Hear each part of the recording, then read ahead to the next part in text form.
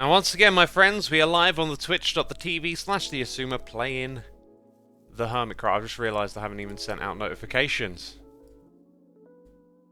Let's send those out. There they go. Hey, we got a noise in the air. It's Bear818 for 16 months. That's 2 lots of 8. Or 4 lots of 4. Because you needed to know that, didn't you? May School Bear, thank you for the bananas in chat. Lucaro as well, lets me know that we're live.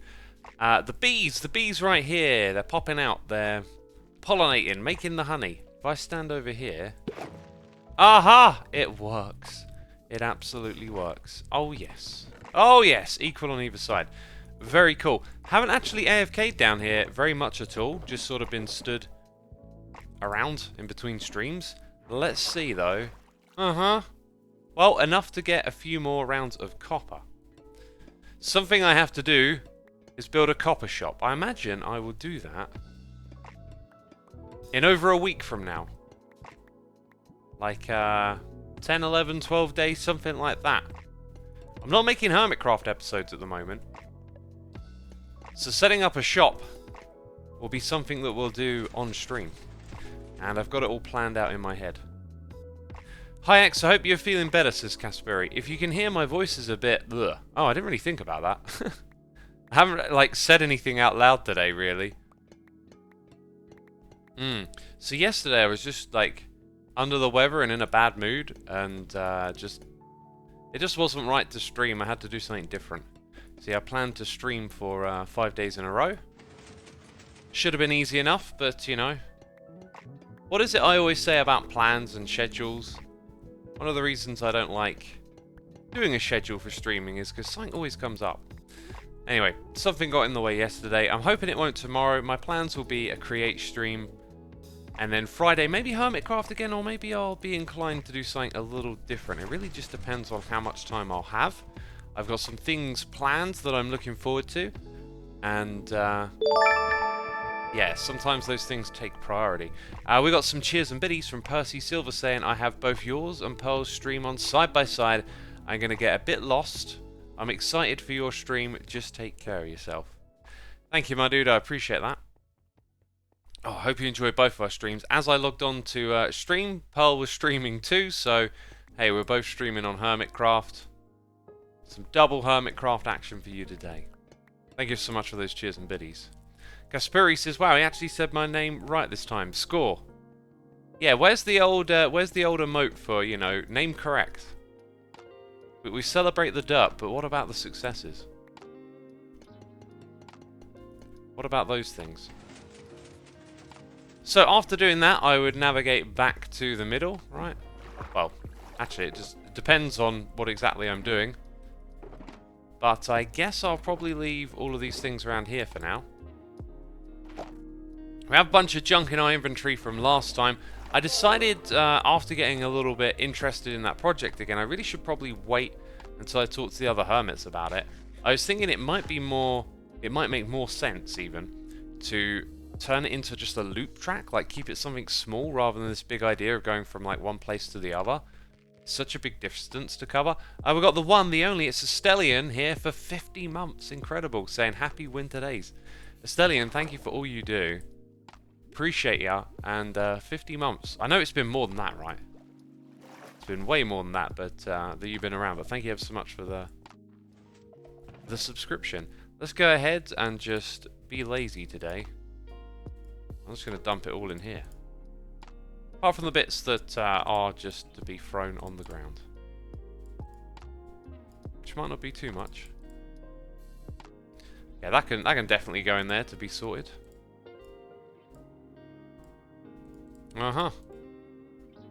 Actually, I'll take those back as that and that belongs in the ender chest.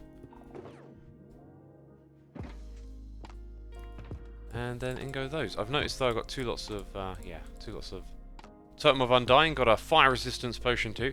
So I was thinking, you know, what do I want to do today? I kind of wanted to just be on Hermitcraft in my base.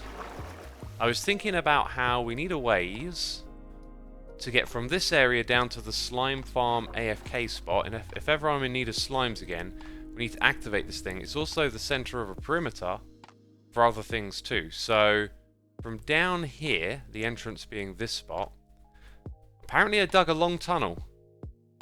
Ah, that's because it comes close to this thing, yep. And then the idea was to have it go all the way up here, continue on upwards, and then we're in this area. But look, there's such a big drop. It's such a long way to go.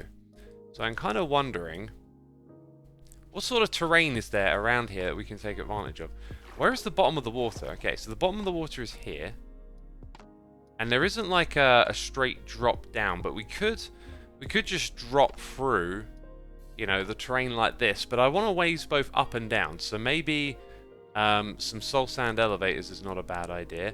And then we could simply go over to this area. And I think this would be a nice spot just to have a minecart rail track, right? To get you all the way over to the AFK spot.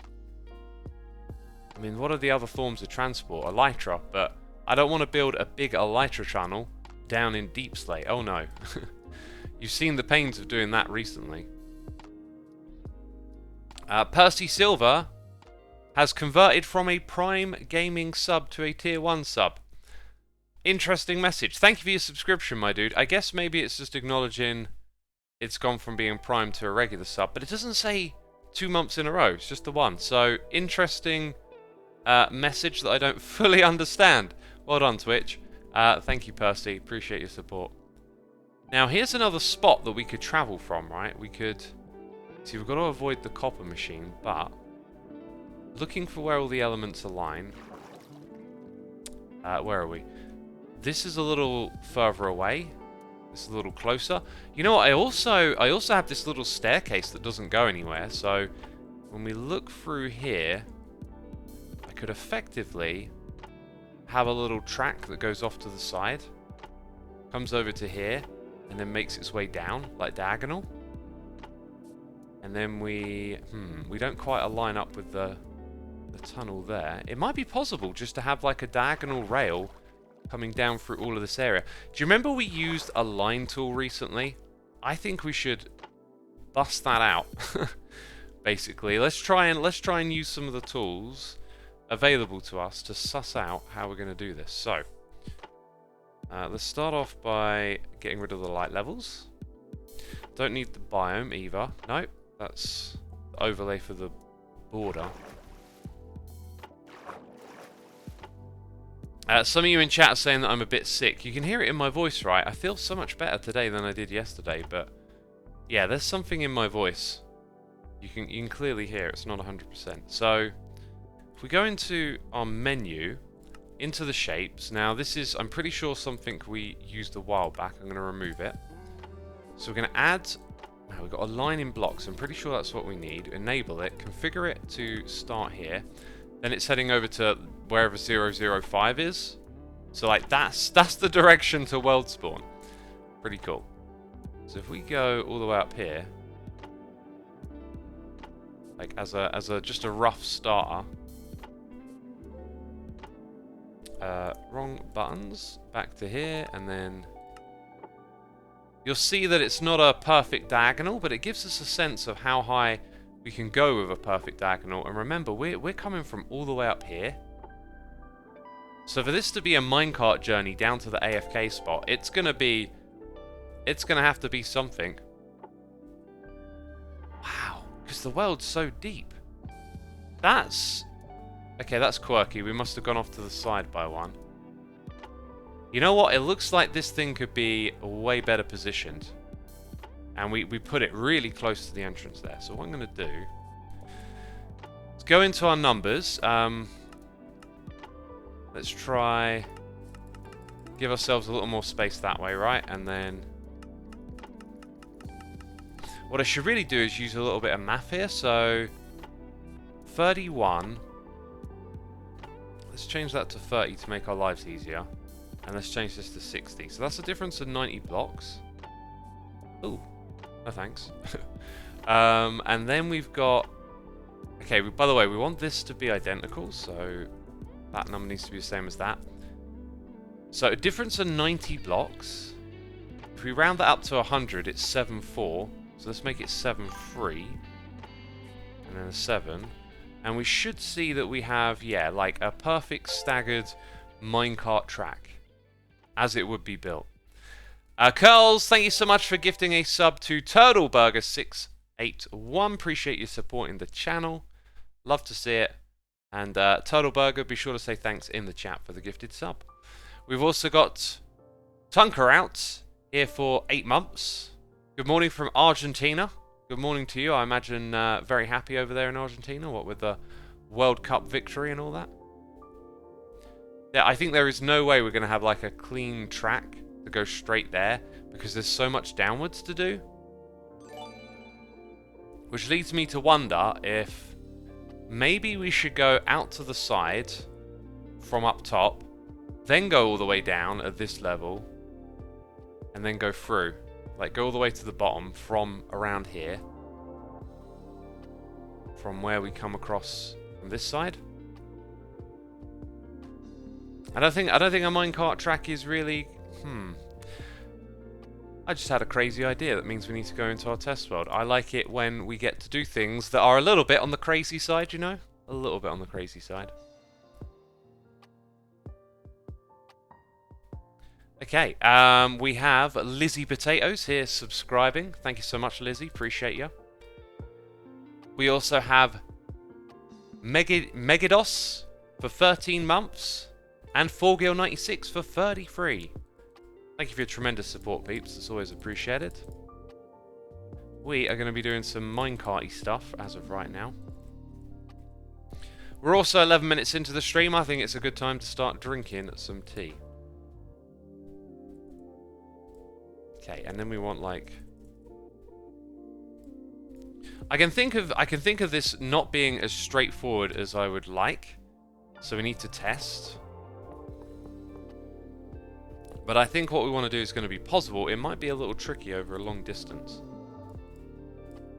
Now, I don't actually need this because a minecart can simply fall down in a straight line. But in order for it to go up, we shall need something like this, right? Let's go ahead and put a full block here. Actually, does that count as a full block? It does. So hey presto, it goes up, right? The thing is, where is the top and what happens at the top? Gonna just fill in the spaces a little bit here. And then do some stackage, right?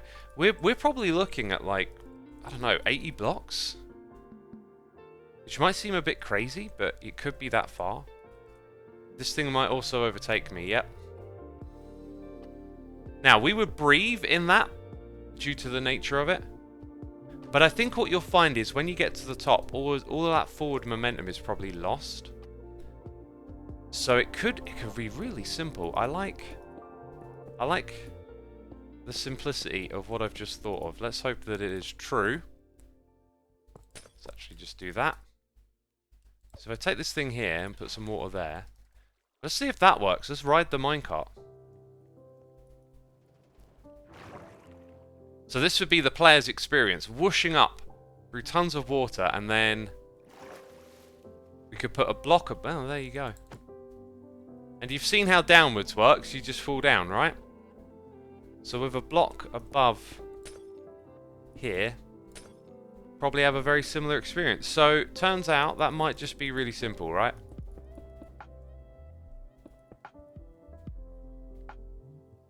Could also possibly have the water source one block further forward as well, but that'll do. I think that's the way we're going to do it, peeps. We're going to have a minecart track that goes up and down.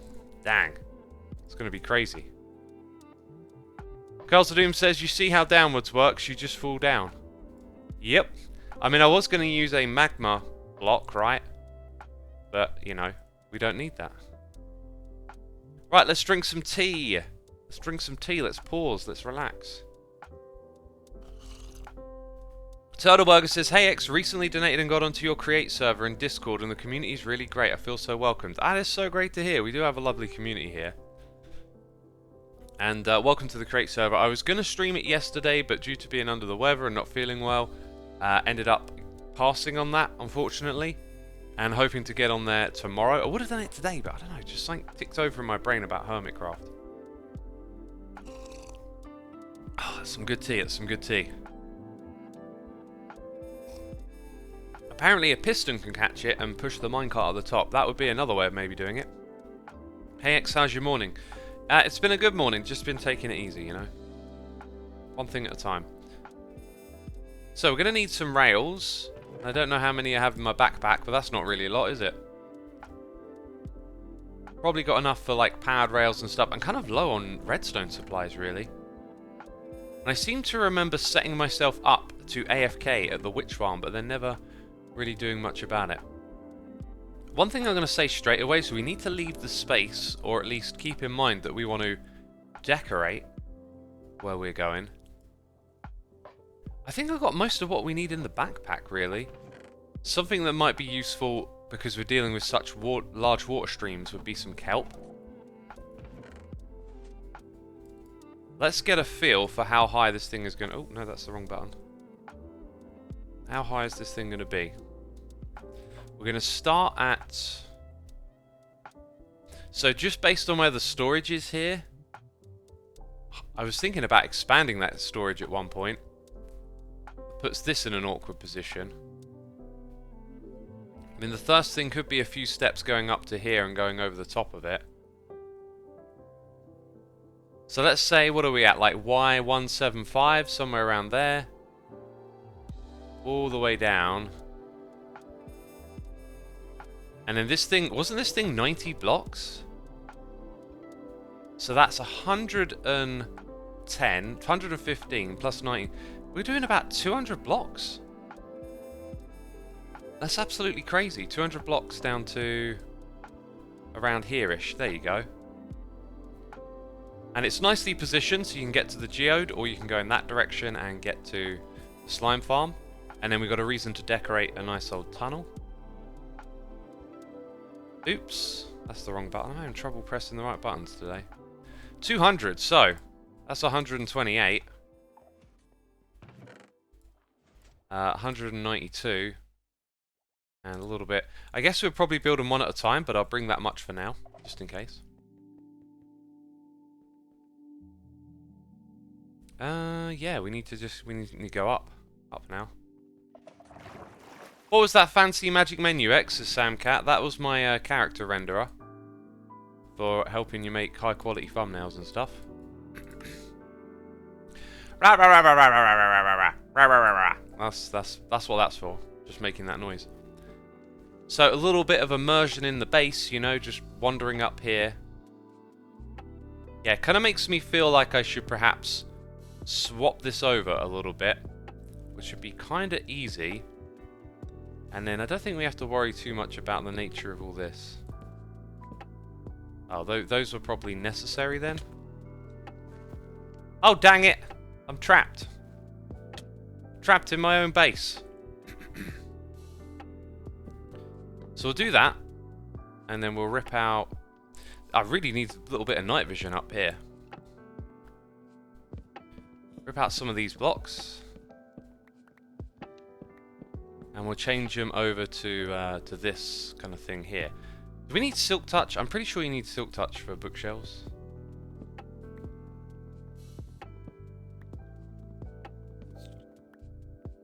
Uh-huh. And maybe for this too? I don't know. We'll break it anyway. Does feel like... Oh, I can walk off of there. It does feel like, you know, this thing's made to be too wide in one spot and then it's only going to be one wide in the other. I could very easily make it 3 wide. Yes, I think changing this about will be no bother.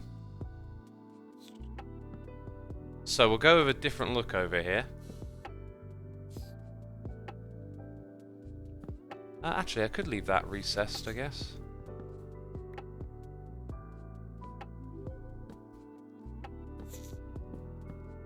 Is there more space up the top? There is. There you go. Not a big change. So then over here, why don't we just open this up? I really do need some lights. Here we go. That'll help tremendously. Oh, I can see again. I can see again. Yeah, so we'll do a 1, 2, 3 like that. And over on this side, we'll just change that up.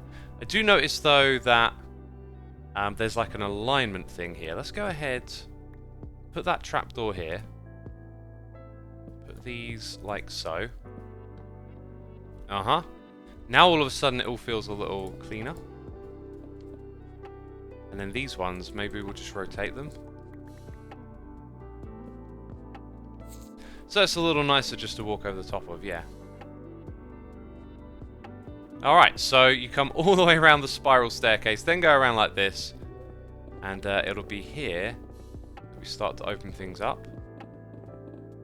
Probably won't go as high as that for the whole tunnel, right?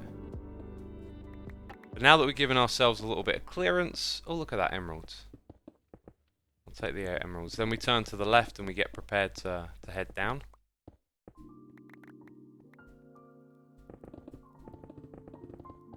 That feels about right. 5 wide for now. And in theory, we shouldn't be going... Yeah, we're totally clear of our little storage room. Speaking of which, if it were to get expanded to the side, it's kind of limited by that. And that the alignment of that is quite important. I guess it could actually be altered, but... Yeah, we'll stick with this. We'll stick with this. So we go all the way over until we're in line with that other tunnel. So now we probably need to go and put down a marker for that. Or at least get a coordinate to work with. Dang, I'm digging a hole again. Always digging holes in Minecraft. Next season of Hermitcraft, I feel like I should get away from underground bases. And just do something above ground. It's never really been my playstyle to like build a village or something like that, you know. Right, we don't have this on. In fact, the thing that can help me the most here is just to look at the coordinate. 1519 is what we're aiming for. I'm actually directly above it, so... Let's figure that one out. 1519, about 20 blocks away. That is where we drop down. Subject to change, actually. I might make it a little shorter. We'll see what we need. We've got a rough idea. Season 8 was villagey. Yeah, that's a good point, actually. Season 8 was mostly like above ground stuff, wasn't it? That's true, that's true. Either way, next season, I want to find something new and fresh every time, right? I want to give myself different ideas to explore, which can be a little bit uncomfortable sometimes, and you can sort of go back to your usual way of playing, but you want to change the experience up over time.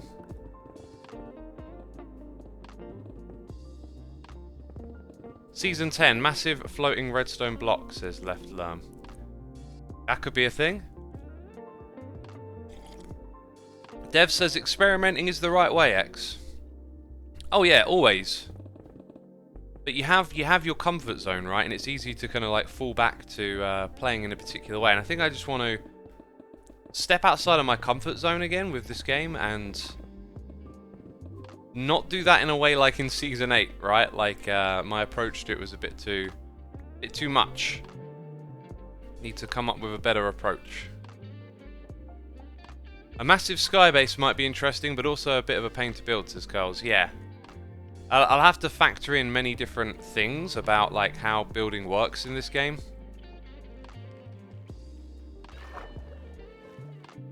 Lucro says, I feel like 80% of my single player bases actually end up being towers. That's probably because you're comfortable with building a tower, right? And then you just gravitate towards that comfortable thing that you know you can do.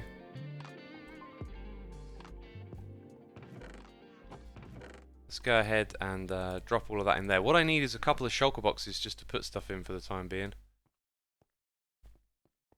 And I hope the beacon range works out for like everywhere we're digging today. That would be awesome if it did. So these are like, I can just take these and fill them up further, basically. In fact, might as well take all 3 of these. They're all going to get sorted later.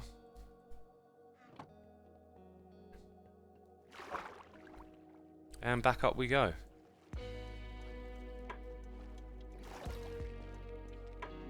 X under the sea, merman, lol, says Terra Wolfie. We're talking about an undersea base. Hey X, I kicked out dinner guests and put the kids to bed when I saw you come online. Need to chill. Happy to watch you work. I feel conflicted about this message. I don't know, it sounds a bit brutal. Just kicked out your dinner guests. Why do we have to leave? X is streaming. Who? Jeez. Sounds brutal.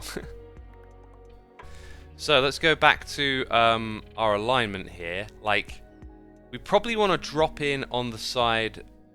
Oh. No, that's the correct number. 1519. We probably want to drop in... I can actually drop in on the opposite side of the tunnel. So there's 1.9, so let's maybe go as far as 1.515. I don't think that's going to get in the way at all. Just a little worried about this beacon beam range, you know, it's so perfect at the moment. There you go. So that'll be where our drops are, which means the space around them will be a little bit bigger. Still holding on to that beacon. There is actually an overlay for that. Beacon range. Let's just say we set it to true. Well, there's that over there. Where's the beacon range? Oh, is it that over there? So we're looking at the overlap. Aha. Oh, look, there you go. We got loads. Wow, there's so many beacons. I've lost track of them. I've put so many in. Uh-huh. Yeah, so let's just double check. This is the spot, 1.515. So we're going to go down here and there. Probably put something in between. I mean, are we gonna put in a whole bunch of blocks around this? Keep it all stone, decorate it to some extent. I feel like we'll keep it stone. We'll keep it simple. But the ones in the middle we'll take out at the same time. Definitely take some of that. Did I didn't really sort out my backpack here with the shulker boxes and putting things away, did I? Because it's all about to fill up again. That's much, much better to work with. So yeah, we basically go all the way down to Deep Slate and beyond at this point. Right, now, this is part of that cave system that I lit up. There's snow on the inside of it, I've just realised. That's no good, peeps. That's no good. Hello. See ya. Okay, take that. Oh, I'm doing it all in the wrong spot, am I? Right, and while we're doing this, let's have a little bit of a chat, a little bit of a waffle, shall we? I was, oh! There we go. I was recommended an episode of Doctor Who by Curls, which I watched and thoroughly enjoyed this morning. I've got to say that it hasn't really convinced me on watching Doctor Who, but that one episode was really nice. It was the very ending that made it all very gratifying. It was very emotional. It's the one with Vincent van Gogh. I'll say that much. And as much as I did enjoy it, but like, my thing with that show is that it feels like, you know, it tells a story, but the whole time it feels like you're on a set, and the characters are mostly kind of there to push along the story, and therefore, I don't know, it just feels a little less immersive than some other things that I've seen. I mean, I don't want to like dwell on the negatives. It wasn't not even a negative really. It was just very noticeable, like the style of it, like all the different scenes and places they visit. They feel like you're on a set, and then the way they do the characters, it doesn't feel like they're like trying to take the idea of traveling through time seriously or develop serious characters from that era, which is kind of what I like to see. But either way, you know, like, you don't always have to have something be exactly what you want. And it was a really, really cool episode, traveling through time to interact with Vincent van Gogh. And then it was really, for me, the episode was made by the ending. Like, if it didn't have that ending, if they didn't do that at the end, it would have I don't know, not had the same impact. But I appreciate the suggestion. I enjoyed it. I don't think it's going to convert me into a Doctor Who fan, but yeah, no complaints really. It was you know, nice to watch something different. Good bit of fun. I like some of the older Doctor Who shows more than what it is now, says Shri. I was on International Movie Database looking at all the episode scores, right?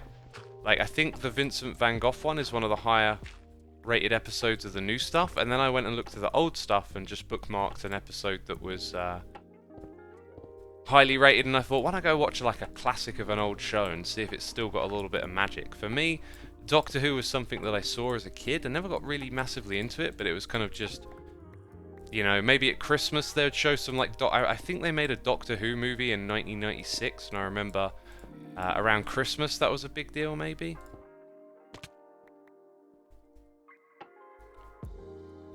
If you're not 100% sold on Doctor Who, try season 1 of Torchwood, says Colin Maggot. Oh, there are so many things I could choose to watch, right? So many things. It's worth giving a different bunch of stuff a try. I feel like I like more seriously toned things, maybe. Like things that have more of a realism to them, even if they are like science fiction or whatever.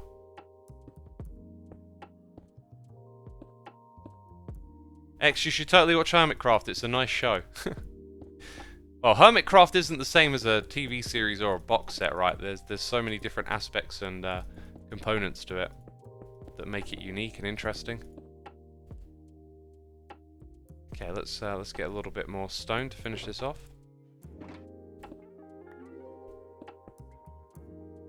Try the Orville, says Becca. You see, you know, I can sit here and there'll be suggestions all day for stuff to watch. The Orville is made by Seth MacFarlane, and I just don't really like his style of comedy, so it kind of that out of the gate just puts me off a bit. And I'm not also like much of a fan of like the original Star Trek stuff, which I think it's sort of based on.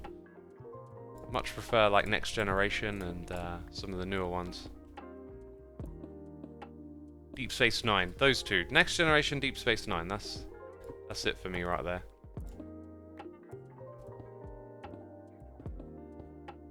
Right, now we keep digging down. Have you watched Wednesday on Netflix? It's pretty nice, says Dev Chimera. I saw that it broke some viewership records, which always interests me. You know, pay attention to what's popping. But it's a Tim Burton thing, and I don't know. I'm not so sold on Tim Burton. I tell you what, I really want to rewatch the Edward Scissorhands movie. And at Christmas, on Christmas Day, I watched The Nightmare Before Christmas, and I absolutely loved the animation and how like it's such a weird kids thing because it's like so ghouly and horrific on one level, yet it's kind of cute and quirky on another. And the animation is gorgeous, and the music isn't it done with Danny Elfman? Just beautiful music, and a really cool piece of like Christmassy entertainment, I guess. Have you ever seen The Shining or Home Alone? I think everyone's seen Home Alone, right? Also, we've got Liger Gaming tuning in for 31 months. Thank you, my dude. Thank you for coming by. Oh, I forgot to check the link tree to see the changes, but I must remember to do that. We also got Joelkip coming in for 86 months. We've got an Evil X in the chat. Thank you so much, Joelkip. Thanks for coming by again. Next on my watch list is a show called Severance on Apple. Didn't want to look too much into it. It just kind of gave me some vibes that I thought I might enjoy. So I'm going to try that one next. It's Fozzie says, I hate to admit that I've not seen any Home Alone film. Well, there's only two really worth watching, which are the first two, and you have to watch Home Alone. It's such a great Christmassy classic. I love it watching that movie at Christmas. The second one's not so bad, but then after that they just didn't. They weren't able to franchise it, and there's been like I don't know, like 6 or 7 now. It feels like there's always an attempt to make another Home Alone. It's interesting how certain things get franchised or not. Like with that, it seems like you could have a format to make a good bunch of sequels, you know, but then again, maybe not. Maybe it just becomes the same old thing over and over again, right? And I don't think they pulled together the right kind of cast and stuff to make the sequels work. Another sequel that I watched yesterday was Glass Onion for the Knives Out movie, which struck me initially as the sort of movie I wouldn't be too interested in, but I gave it a go, and I thought it was pretty fantastic. And then for them to make a sequel, I kind of felt like the sequel made more of an impression on me than the first one. Not as well rated online as I went and looked it up. I'm always curious to those things. I enjoy something and then I'm like, what's the rating, you know? I find it like it helps you find good stuff to watch sometimes. Glass Onion is pretty cool, says Xita. Yeah, I really liked it. The way it was structured, okay, trying to avoid spoilers here, just... You know it's going to be a mystery movie going in, right? But the way that it's structured was great. It really felt like, even though you're probably watching it, like, okay, this is a murder mystery movie, like, can I suss it out? You know, it really does sort of throw you off the scent a little bit, and then quite gratifyingly pull you back into what's actually happening. And then I thought the ending was actually really well written, but maybe just not executed right. Like, I'm trying to not make spoilers, because it really nicely put a bow on everything in a clever way. It just... maybe it was a little too grandiose, or there was just something slightly off with it. But the tone of the movie, in general, is to be a little bit grandiose. Its characters are a little bit wild and wacky and eccentric, right? One thing I really like with shows is when you really like connect with a character and they have a lot of personal development. And this wasn't geared towards that, right? This was just about some fun, eccentric characters that kind of poked at the state of affairs in the world and certain types of personalities that are prominent. And it was a good sort of social commentary in a light-hearted, fun way. But yeah. You know, every time you talk about TV shows, there's always someone in your chat talking about Breaking Bad, which is one of my all-time favorites, along with The Wire. The Wire and Breaking Bad. Could have been Game of Thrones up there too. But man, they ruined that one, didn't they? Maybe at this point here we should change it to glass. I like that idea. Let's go with it. Let's make this bit out of glass. If you're coming through, you can just like see what's happening, basically. Hey, Xisuma, do you believe in ghosts? I do not believe in ghosts. But I also don't not believe in ghosts. Like, I very much lean on the side of it's okay to like... It's okay to not know, to not throw down an assertion of like, I know the answer or whatever, right? So when it comes to stuff like ghosts, I like to entertain the possibility that there may be some elements of life and existence that we don't fully understand. But to me, I see the equivalent of that in science, like where science shows us, you know, that the light spectrum, we think we exist and interact with the world and that we see, you know, physical objects and not, but as we examine reality through science, these appear to be like a little illusionary based on how our sensors work, our sensory inputs, you know. So we have light as a way to interact with the world around us, yet we know that there is a visible light spectrum to us, and there are extensions of the spectrum beyond it that interact with things around us, like using a microwave or infrared, and those to me are the things that are like the ghosts, right? The stuff beyond our actual reality. Whereas ghosts, as they're currently portrayed, tend to be a little bit hokey pokey. Someone telling you that they definitely saw a ghost or whatever, you know. Someone's intuition. Did we build a furnace array? What did I build here? What was this thing? Okay, no, that was a sea pickle. When I was working on that, I was thinking about building a furnace array. I think I need to go to the desert and get some sand right now, and if there's one thing I like doing, it's just mindlessly mining blocks in Minecraft and having a waffle, so let's go do it. Good old agnostic worldview, says Lucro. That's the word really, isn't it? Agnostic. It's how I feel about something like God too. Just very agnostic to it. I don't feel the need to like throw down any defiance of God's existence or whatever. Like, I got pulled in that direction when I was younger, into that sort of defiant atheist, religion's so stupid kind of attitude, and over time it changed my mind. You know, and I've taken the time to listen to people who are very religious talk about their worldviews, and you can find merits in it. You can find things of value for yourself in someone's view who you might disagree with. So I don't like taking a hard stance on this stuff. These are questions to me that are, for the most part, kind of unknowable until they're not. Is the witch farm... I think the witch farm is beyond the mining desert. We never opened up these tunnels properly for the mining desert. They've just been like this the whole time. Maybe that'll be a nice little project to do soon. X, check your ender chest. Are you going to tell me that I... Dang it, I left my ender chest somewhere. You're going to tell me that there's a whole bunch of sand. We'll just mine some more, it's cool. Why be an atheist when you can be a silliest? I'll be a silliest. Going back to the point about ghosts and stuff, though, it's like, okay, so let's say there is this phenomena of you know, otherworldly beings, or like people that are passed on, have their remnants in the world. Think about how different it is to science. Oh, I need my ender chest to get my tools. Dang it.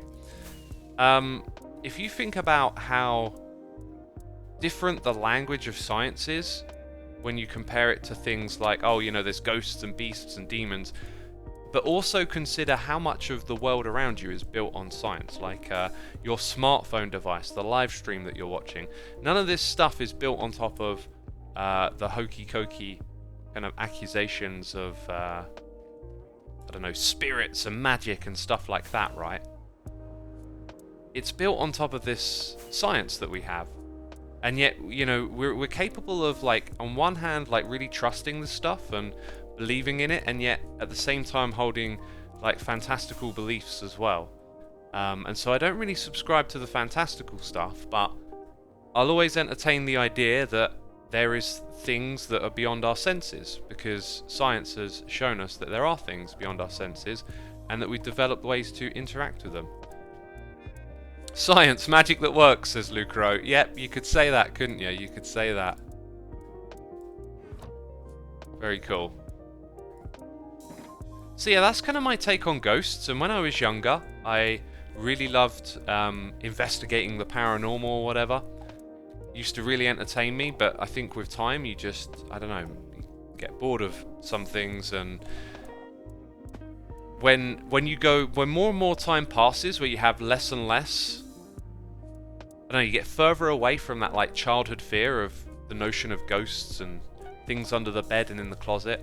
And, you know, life goes by with less and... I just heard some clicks directly above my head in the attic, you know?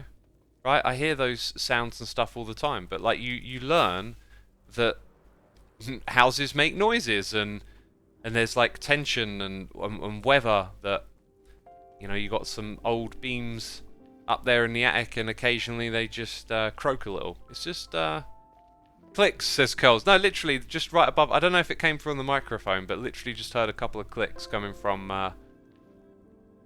the ceiling, which I've heard a bunch of times.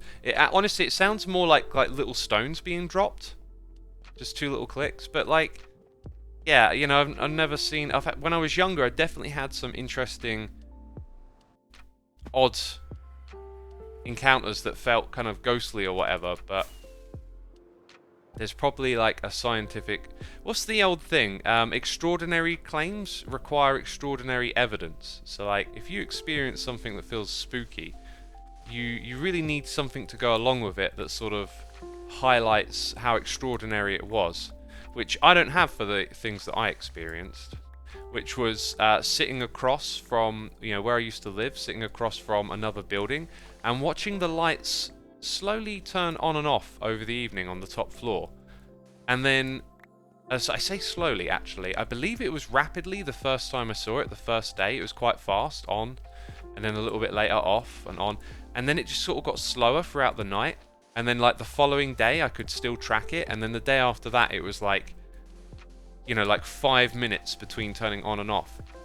Now, I reckon that maybe there was just some, like, faulty electrical wiring, and maybe what it was interacting with just caused it to slowly decelerate or something. I don't know. Like, it's hard to imagine what kind of circuitry could be behind that, but that was what I experienced. Now, the extraordinary claim would be to say that it was ghostly or otherworldly, whereas I think we would all appreciate the idea that maybe the wiring was just dodgy, right? More than that. And, you know, what evidence do I have for something being otherworldly? Not much. And yet we all know there's electronic wiring in houses, right? And that stuff can break, and that's how the lighting system works, so that's probably a better place to start. Morse code, says Holocaust Official. It wouldn't have been Morse code. I appreciate the idea, but it definitely wasn't, because it was literally, there was nothing to the rhythm other than on-off at regular intervals, and those intervals were just getting longer and longer very slowly. What was turning on and off? The lights in this house. Like, it caught my eye because I was looking across and I was like, oh, the lights are turned back on, and then you notice it again a little bit later. Because I don't think I was actually with friends at that time, but often or not, you know, being a late night owl, I used to smoke out on the doorstep. Sometimes I'd be hanging out there for ages with friends, or just be smoking for a while. And you'd notice it, right? It'll catch your eye at some point. Man, when I think back to those days, I think about how different one's attention span is. Like, I think I used to, like, step out to have a smoke and not do anything else, right?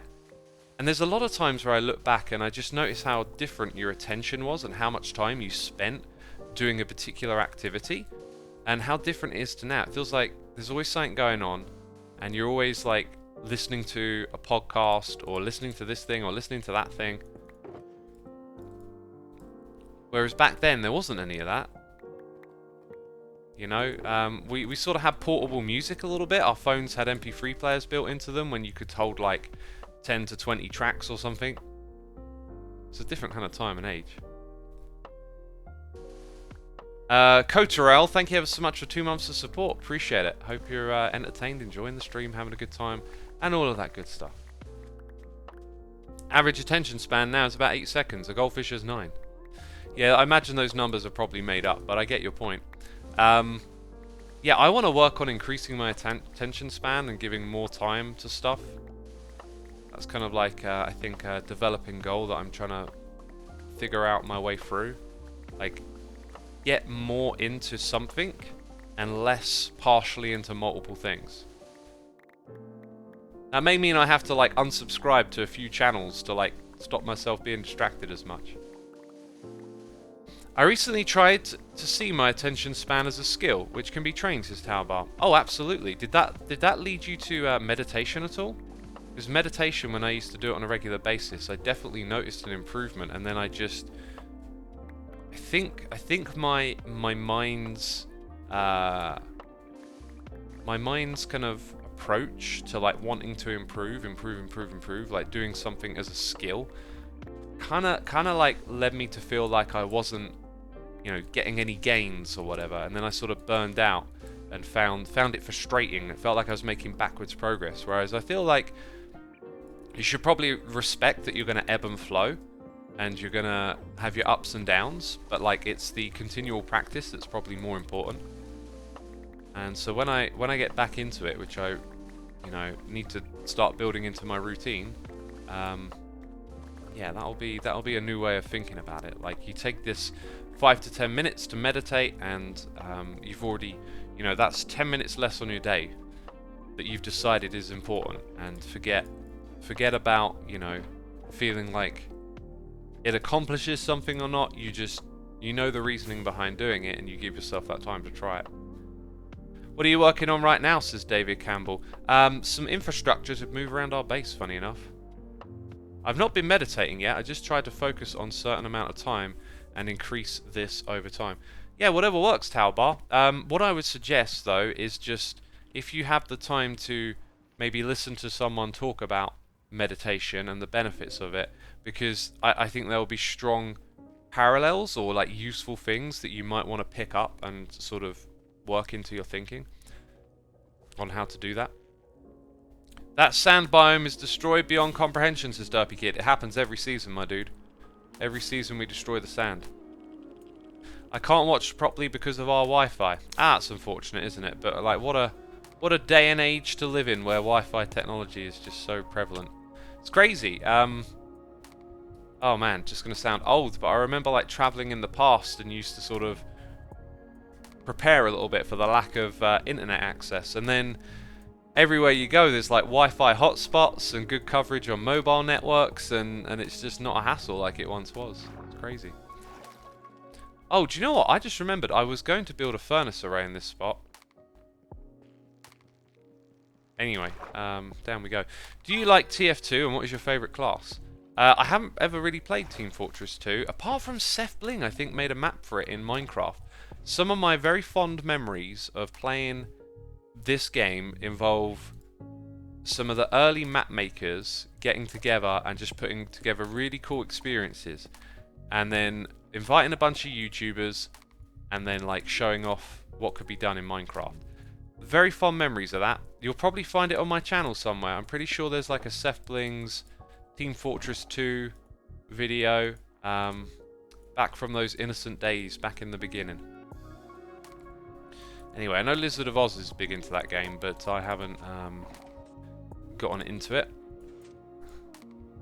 What I feel like I'm getting into at the moment is card games a little bit and board games and stuff. Red Noise, thank you ever so much for the raid. And Dogchamp, thank you for 3 months saying these streams are such an interesting background to listen to while I'm at work. Thanks, X. Thank you, my dude. Appreciate your support. Excuse me, burps. Oh, mouth burps. What's the fuel I've been using? Like, I know I've got loads of coal blocks. This, you know, the accumulation of all of this, like, every season, I feel like this should all go to something, should go somewhere. Like, just break it all down and put it in a pile somewhere on the world and just be like, we are crazy on Hermitcraft. Look at what we get. Because that is a genuine idea I need to explore. What to do with all these ores, right? Or maybe open up like an ores shop and just be like, do you have a boat? Then we have ores. We build a giant boat and just put all of this stuff in it. Okay, so then we need our tools again. Put away the shovel. And rip out this old pickaxe, which I'd like to upgrade to netherrack.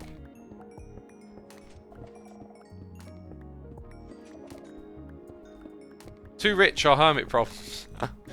Well, you know, we do the grinds and we reap the rewards, I guess.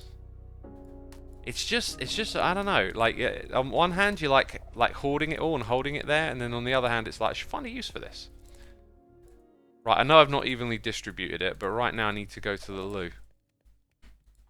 I feel like my bladder. Did I, like, if we roll back the clock a couple of years, I don't remember going to the toilet so much. I think maybe I used to just hold it to the end, and now I've like given in, and I go halfway through these days. So yeah, I do need to nip to the loo. Be sure to hit the follow button if you're enjoying the stream. I will be right back, my friends. Right back.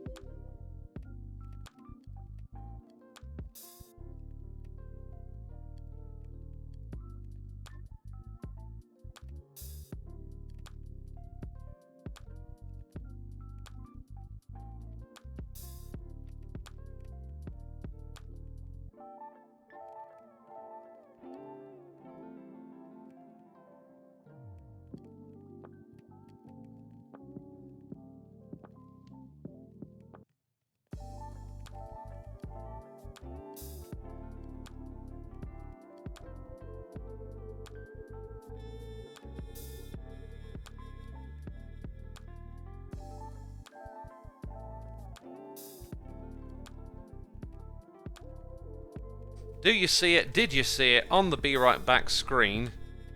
The Soulside Eclipse on the Spotify, on the Bandcamp. Please do go check it out if you've not listened to my music before. I'm back. I'm relieved of bladder pressure. And I think that was the result of 2 cups of tea, a cup of decaf coffee, a Lemsip for my voice, for my well-being, and lots of water. Because I keep it hydrated. Right. The loo also replaced the eye brake. Yeah, you know, the thing with the eye brake is that so much stuff has moved over to dark mode that I don't really get like the cues, the reminders anymore because my eyes don't get worn out. For anyone that doesn't know, dark mode is definitely worth investigating. Now, some people don't like the look of it, but here's the thing, the science is in, and my experience of this was, well, this is what these sciencey people are saying, and apparently this is the way to do it. So, your eyes strain and squint more when you look at white, bright light with black font than they do with, you know, dark background and light foreground. So, on that note, you know, if you make the switch, see what happens. For me, the switch just pretty quickly and over time just seems to have gotten better and better. And then, more and more things adopted it, and I just, you know, felt... Oh, Becca says, waiting for the non-demo version of Negative Civilization to be released, please. I believe the latest version I've made is on there. The reason it's a non-demo... Oh, sorry, the reason it's a demo is because the project isn't finished. When the project gets finished, then I'll refine and fine-tune all the music and make changes. But until I get there, it will just stay in its current state. I haven't worked on that project for a while, and... You know, I struggle from this constant creativity of, like, where to put your efforts and stuff. And... I don't know, I think I'd rather just wait until it like comes along and it's really clear and then work on it and just not think about it too much in between.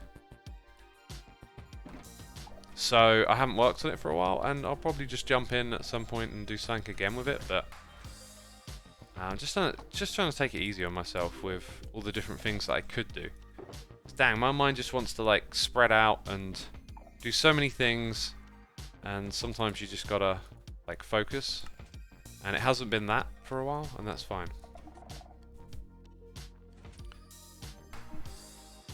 Lupus Canis, thank you so much for 23 months of support. Appreciate it. Nearly 2 years. Yeah, one more month to go. Thank you, my dude. Thank you for supporting so long. Have you ever tried Discord light mode? I haven't. I think since day one of Discord that I started using it has pretty much also been in dark mode. And I can, you know, I can use something that's in light mode without really feeling strain on my eyes because it will always be brief. However, yeah, the switch to dark mode just made such a big difference for me. You know, the science said that it would, and then, you know, it wasn't particularly keen on switching it all around, but then, oh, hang on a second, my eyes clearly are getting better. Like, I don't know how quickly it changed, but I was convinced fairly early on, and oh dang it, well that'll get knocked out by some water later.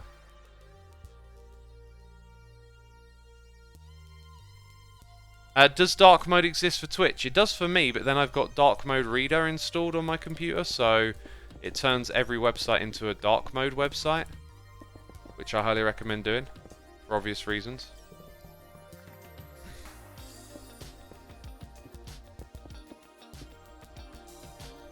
So that was a big detour, by the way. A detour? Detour? Detour. Just to come get some glass sorted out. I think I'm going to make it a box like this.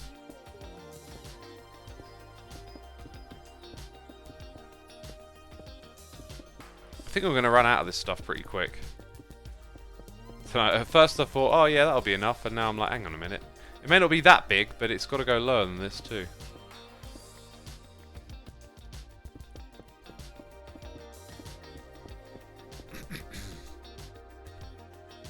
Not lined up, says Doom Muppet.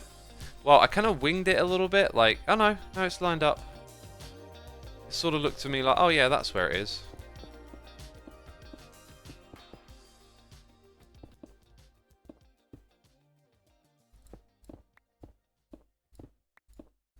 Yeah, so let's say we go like as high as that. Oh, I think I need to drink some water right now.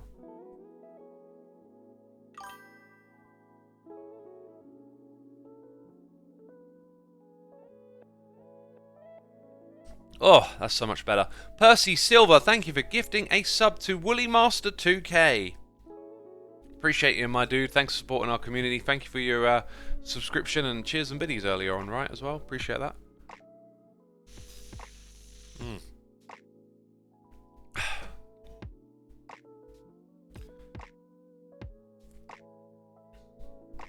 So yeah, for anyone who hasn't tried dark mode, please do give it a try. Your eyes may thank you.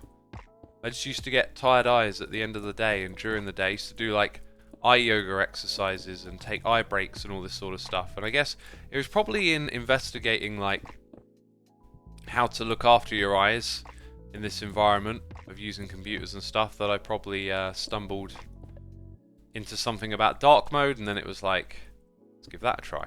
Alright.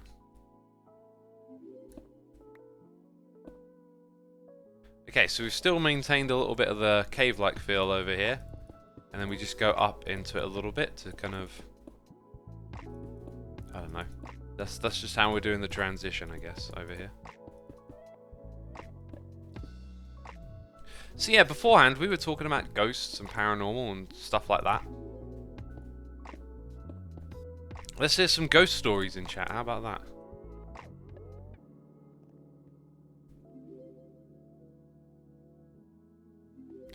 Dark mode exists on the web mode for PC too, you know, says Fegley. It exists in a lot of places. I've got it on my system. So like Windows 10 has dark mode if you've got Pro. That was pretty much the main reason I brought it actually. It was just like, yeah, I need that. If I'm not mistaken. Oh no, I am mistaken. That's all the glass that we need, right. Okay, I thought there was going to be like another little lip down below, but no. Let's collect some andesite and go downwards. I guess I could still bring the glass down a little bit further, actually. Sort of down to that level, right?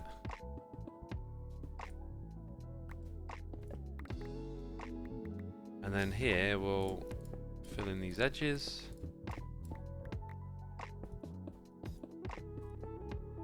And then I guess you want like a ring. Yeah. So it looks nice, neat and clean, because we always fuss about these things, don't we? I once felt a presence in my room for a couple of days after a creator on YouTube died. I don't believe in ghosts, so it was more just likely a brain handling the death on its own way. Yeah, I imagine that's very much what it is, right? Oh, have I, like, I've overdone it on one side? I've overdone it. Oh, let's do that then. And I think I left a bunch of, like, yeah, this stuff lying around. So we'll put that back. I once saw a video of a ghost sighting in a haunted house on YouTube, and after seeing it I realised it was fake. Yeah, I mean, I used to look at all these pictures and stuff and video clips a long time ago when I was a kid of this kind of stuff.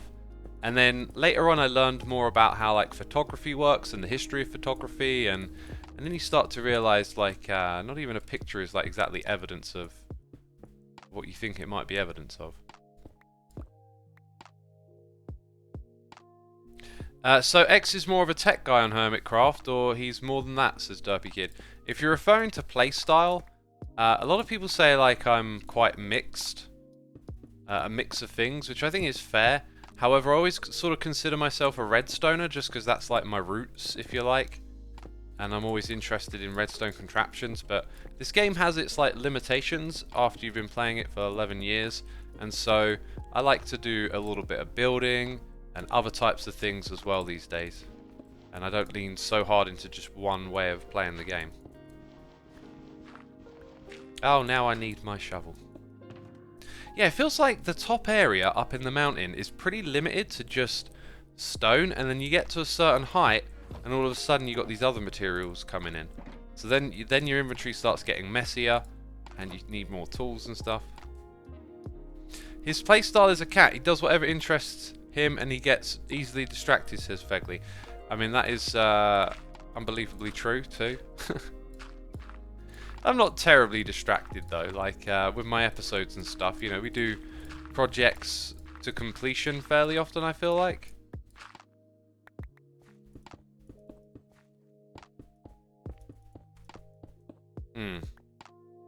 Does X also like to sit in cardboard boxes, says Curls.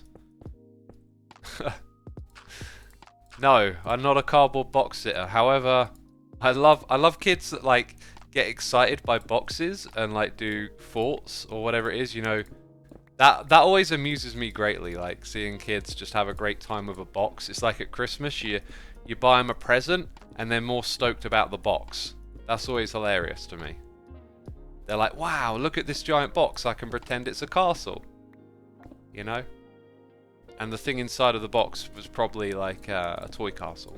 And they're just like, nah, I want to play with the box.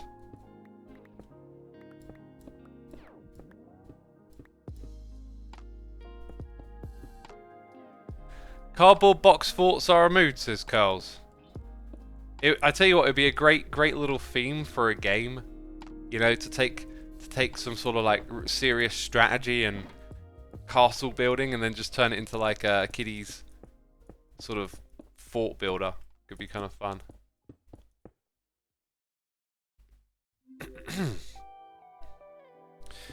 Yeah, on the whole game design thing, we waffle about that a little bit here and there. I got myself Tabletop Simulator, and I'm really excited to start to play some games on it, because it gives you the opportunity to customize or create your own games, and I think it might just be a really cool, fun place to just have a little bit of fun goofing around with some game mechanics, you know.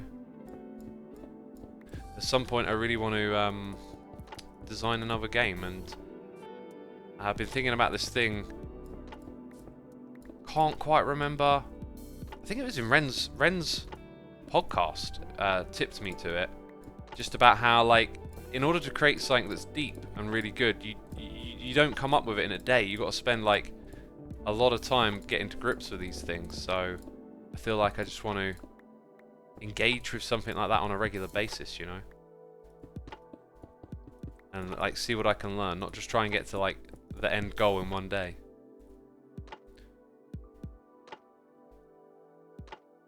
Warhammer 40k stream when, says Lucro. When I was a kid, like, I had Warhammer 40k, but like never had anyone to play it with. And I went to a Games Workshop place when I was in Wales when I was really young, and like the guy who was playing a game with all these like older teenagers was like really enthusiastic to get anyone into this stuff, right?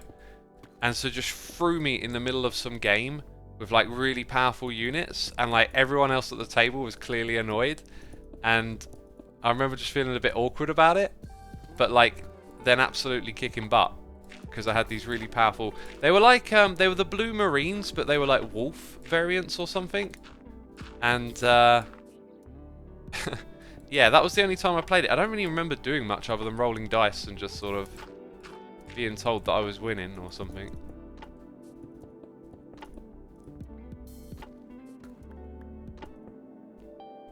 Wait, you had Warhammer? I play Orcs. What did you play? As I said, I never really got to play it. Apart from this like one time where I just ruined a bunch of teenagers' games because the guy who ran the store wanted me to get into it and just threw me into the middle of their game with like powerful units. Redstone.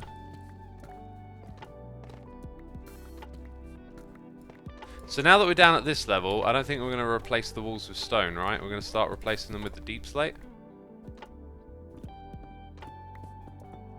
Since in theory we should be picking up a lot of that.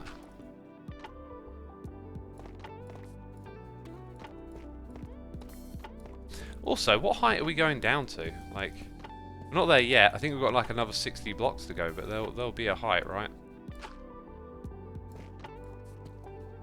I've also noticed that I'm out of deep slate currently, so it might be advisable to go drop off some junk and pick up some more, because now we're going through a big old patch of tough.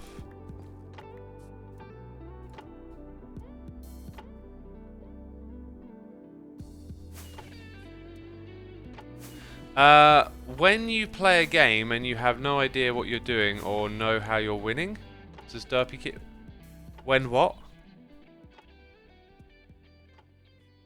When you're playing a game, you have no idea what you're doing or how you're winning. I mean, well, that's sort of what I went through, right? Like, I didn't really understand, but I was winning.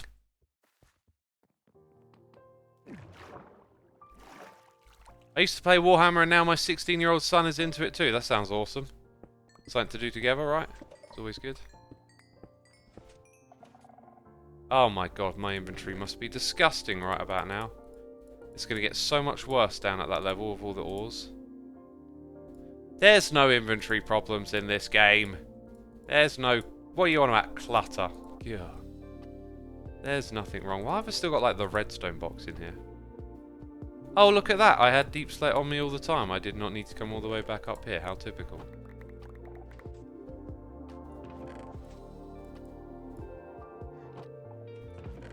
Okay then. Well, back down we go. Back up. To go up again. To go down.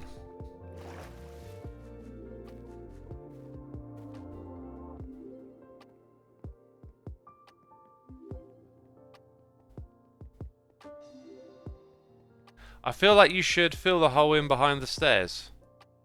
Fill the hole in behind the stairs? Don't know which stairs we're talking about. D&D stream when, says Derpy Kid. I don't do D&D. The orange stairs.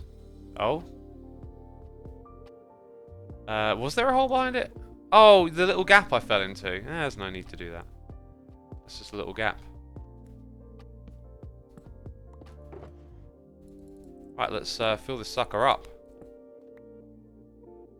So it can be neat and clean all the way down, because it has to be, because of neat and cleanness in Minecraft, right?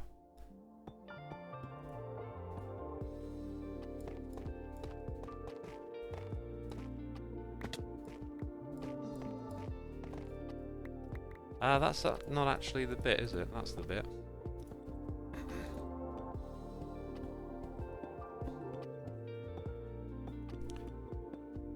You sound similar to Mumbo X. That's because I am Mumbo. I mean that's because my other channel. We're both British.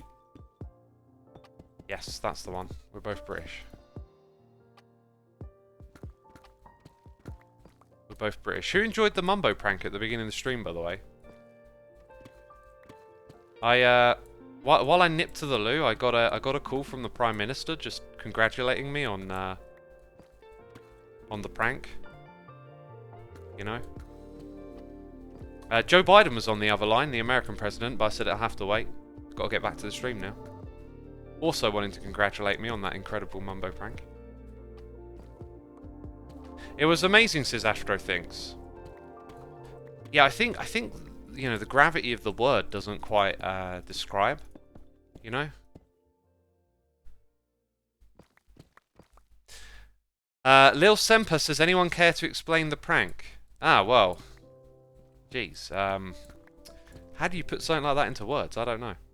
Oh, look how close we are. That's amazing. Practically there now, aren't we? Is it that way? Yes, that way. And another day, X mispronounces my name, says Astro Phoenix. Yeah, I totally got it right the second time. I revised my answer and it was beautiful. Thank you. Right, so here comes the next bit. We are going to have rails to go in and out of this area. Oh, this is a 2 wide corridor. We need it to be 3 wide for our rails. In fact, maybe this is just the end of the station right here and I walk down to there. I don't know. It feels like, because there's this left-hand turn, that maybe you have like 2 lots of stations. But let's not worry about that because we've got so much to do. So, going in to go up is one thing. Oh yeah, so we said that falling down wouldn't have any water, would it? Huh. I kind of built the whole of that tunnel assuming that it was water all the way across, because I forgot that detail. So you need to be powered to go in, and then you need to land on a powered rail to come out cleanly. So we're sort of looking at that. Oops. Somewhere around here there'll be like a powered rail. So I guess in the middle I'm going to put glass, stone and deep slate. The question is, do I actually have those things? Well, I got those. And I don't have the glass. And I probably don't have the dye. Feels like another dirt moment. Ah, we know this game. You always make multiple trips back and forth. It's just the way it goes.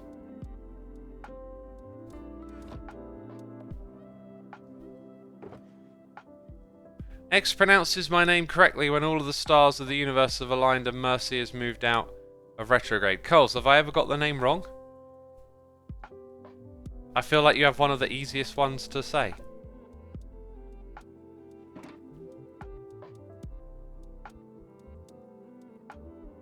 Let's go ahead and at least put this in for now. Well, actually, I need to pillar up, so maybe not. Yeah, so there's that. Then we're going to put in our water and our kelp. So here I just need something at the top, which will probably just be a trapdoor. And we might as well go ahead and just run those trapdoors across all three. I don't know what they're going to be yet, in terms of decoration and stuff, but, you know, something bright and orange for now, I guess. And that's kind of it. So, if we think about this, I think what I'll do is I'll make the whole thing like 4 wide. At this level, or maybe 3 wide. Kind of what we did before. And we'll go with 4 wide. So we'll have a track run down here. So for this last little bit, we might as well do that. And then that's going up, this is coming down.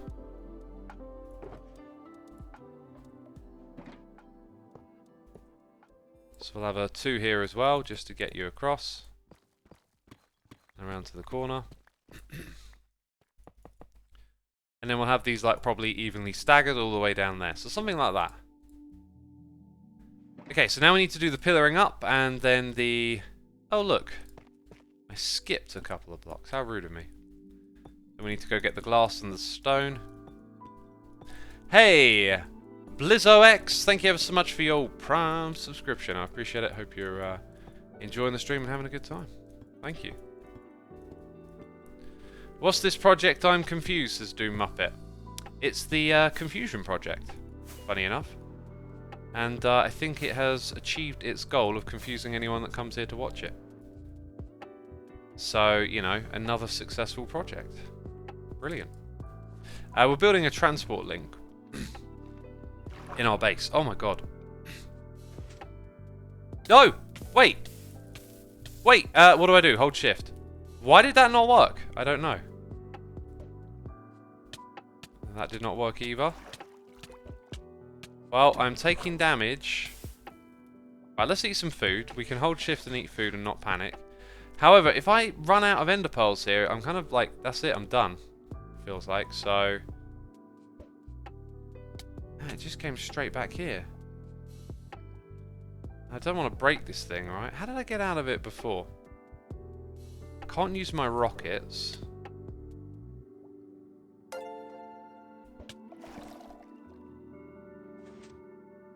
Oh, I got out.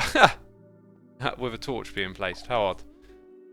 Okay, right, I think what I did is I probably went down and just didn't get out of the water stream. Because I was thinking about other stuff. Die Professor Ini Un Malklug. Probably, definitely butchered that name. You know, that's just how I do. You've been gifted a sub by Curls of Doom. Curls, thank you as always, and be sure to say thanks in the chat. If I butchered your name or not, be sure to say thanks. Thank you. Right. We need glass, which I think I ended up putting in here. And we need stone, also to be found in here. Cool. Let's go Tesco. German, says Sam Cat. Yep. That wasn't a butcher, that was a murder scene. Thanks, you know.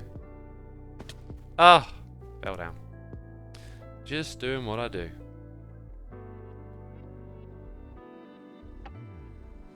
X needs lessons from Doc. Oh, because Doc's German, right? I see. Gotta be careful here. Right, it's not too much further. can do that. I can do that and have a little look at what I'm doing. X, have you thought about learning another language? Nah. There are some things in life that are like, that would be nice, but I definitely know I wouldn't do that. Learning another language is probably one of them. Although, you never know, like, what life's going to throw at you, right? Like, if circumstances changed or whatever, then there might be a good reason to, but it's just not, like... Everything's got a component about it that's interesting, but when something doesn't play to your strength and doesn't give you utility or some form of reason to do it, then to me it's pretty much pointless. Like, you know, not saying for everyone, of course, like, there's plenty of reasons to learn a language, just for me. You might trip out of an aeroplane. Yeah, but if I trip out of an aeroplane, I think knowing another language is the least of my problems. And who's to say, you know, like, where am I flying? There's lots of different languages spoken all over the world.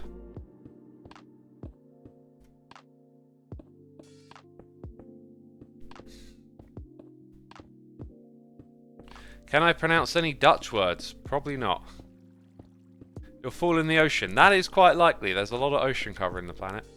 But then again, you don't fly to ocean, do you? You don't go on a flight to the middle of the ocean. You go from one landmass to another. You need to speak blub blub. Blub blub, eh?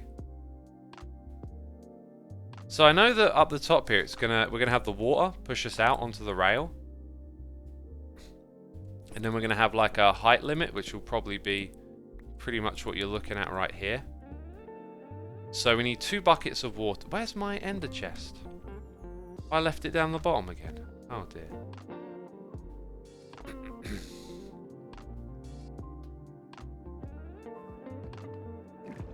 Right, this time, get out of the water stream. That's what I didn't do, was it?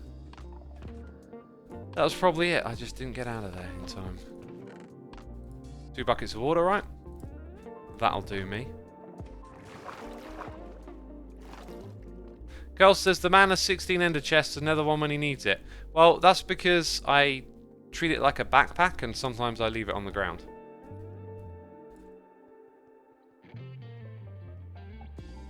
Okay, so 1 there, 1 here. Then we go down to the bottom and we place all of this kelp.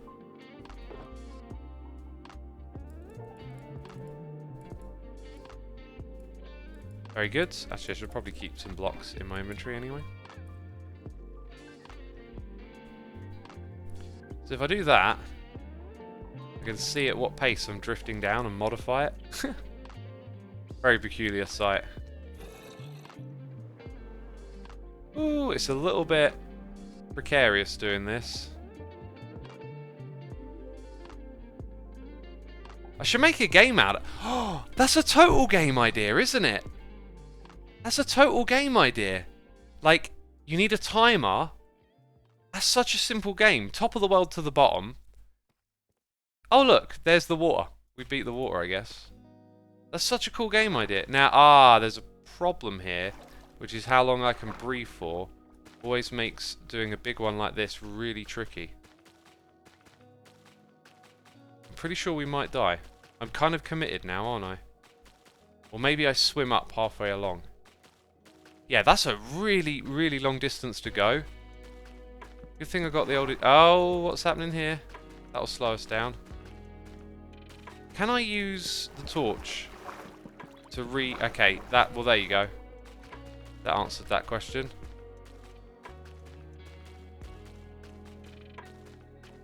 You have respiration, you can't die while you have food. Well, are you suggesting that the golden carrot will outpace the drowning damage once you hit it? Because if it doesn't, then you're in trouble. Oh, conduit power just kicked in. We must be nearby. Well, there you go.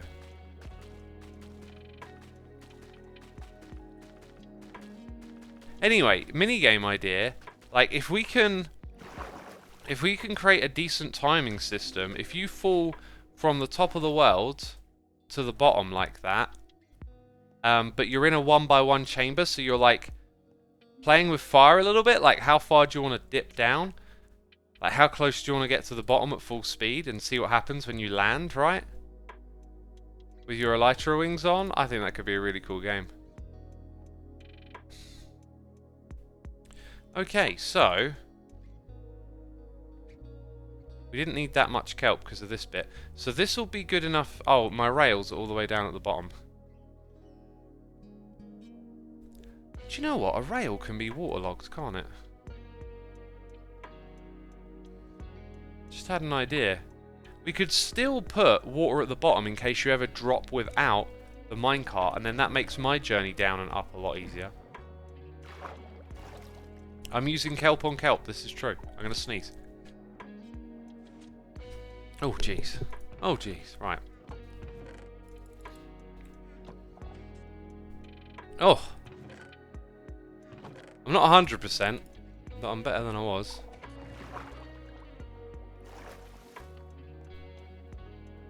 This way. Thank you for the bless using chat, I appreciate it. Chests in the wall with items for bonus points, says Taubar.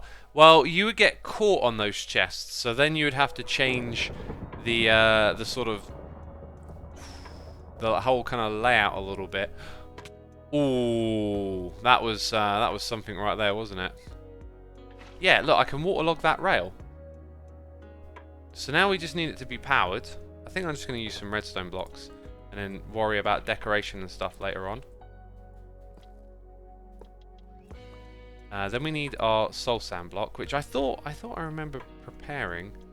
No, I prepared it in a test world, right? And then put away the magma block.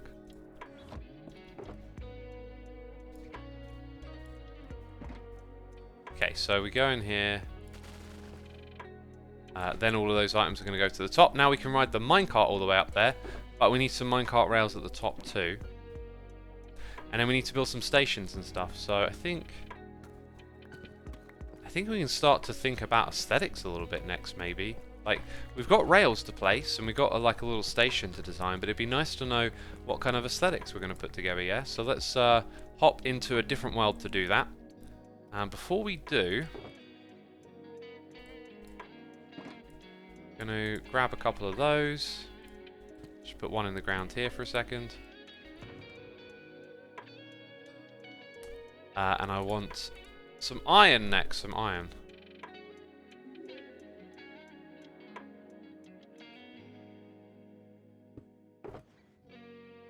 Cub has a fully underwater rail system, says Shri715. That's a nice idea, actually, having a waterlogged tunnel down here. We now have the means to give you conduit power. Oh, that's a beautiful idea. And it would suit the theme of what we've got going on over here. I've just realised something, though. From there, if you were to come down diagonal...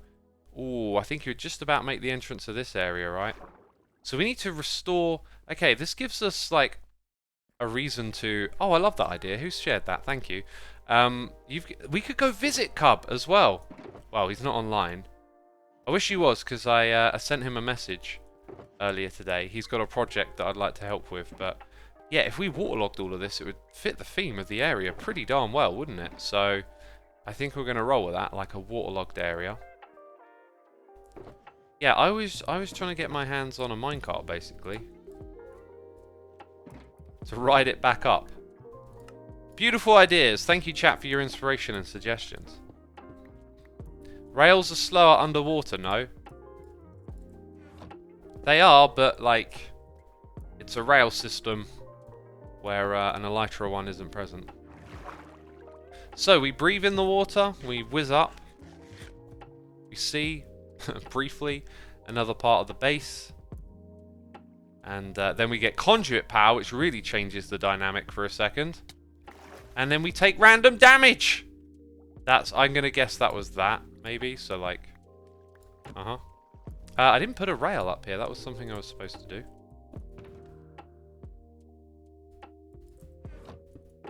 So at this area, we're obviously going to have like, I don't know, maybe not that many at once, but two near the entrance. Bunch more over here. Now this bit won't be waterlogged, let's say. Doesn't feel like it needs to be. This area will just sort of match the theme we got behind us. Okay, so we've got 2 build pallets to work with here. And then the station will probably just be in this space. Now, the old thing of like these systems, I've got some real ideas popping up in my head now. I think maybe what we'll do down the bottom is make it so that you swim across to the AFK destination of the slime farm, as opposed to going on a rail over there and then have an underwater rail. An underwater rail.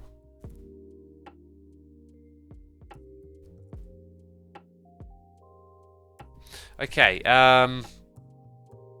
Yeah. So a typical station. Oh my god, I feel like my brain just totally slowed down on the talking and I probably didn't say much of anything. So let's start again. Let's pretend that I didn't just brain fart. The age-old issue is always where do your minecarts end up. So if you end up using the system one way a lot, then you end up with like extra minecarts. But trying to solve for that usually is a pain of its own.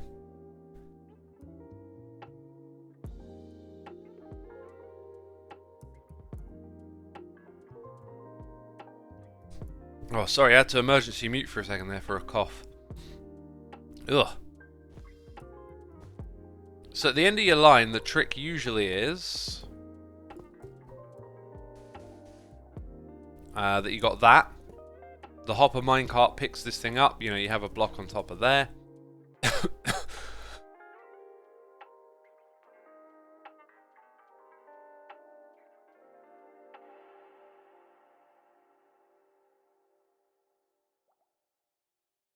Oh, I think my voice might be getting a bit overdone at this point. Now, what I'm building can be done at both ends, right?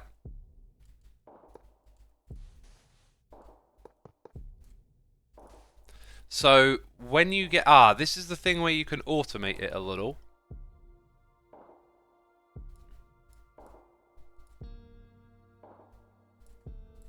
So, when you get into this thing...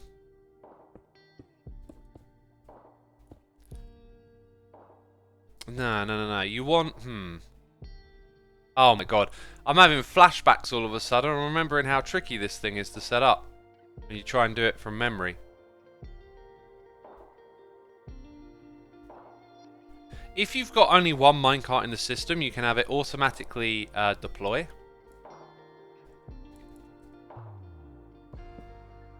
Which should be relatively easy. We're just doing it with incredibly janky redstone at the moment. I've got to remember to use this more often. Dang.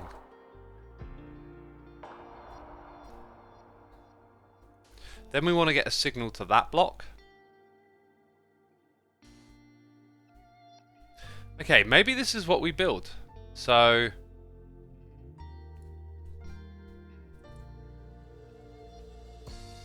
let's put our minecart into the system. Let's get into the minecart.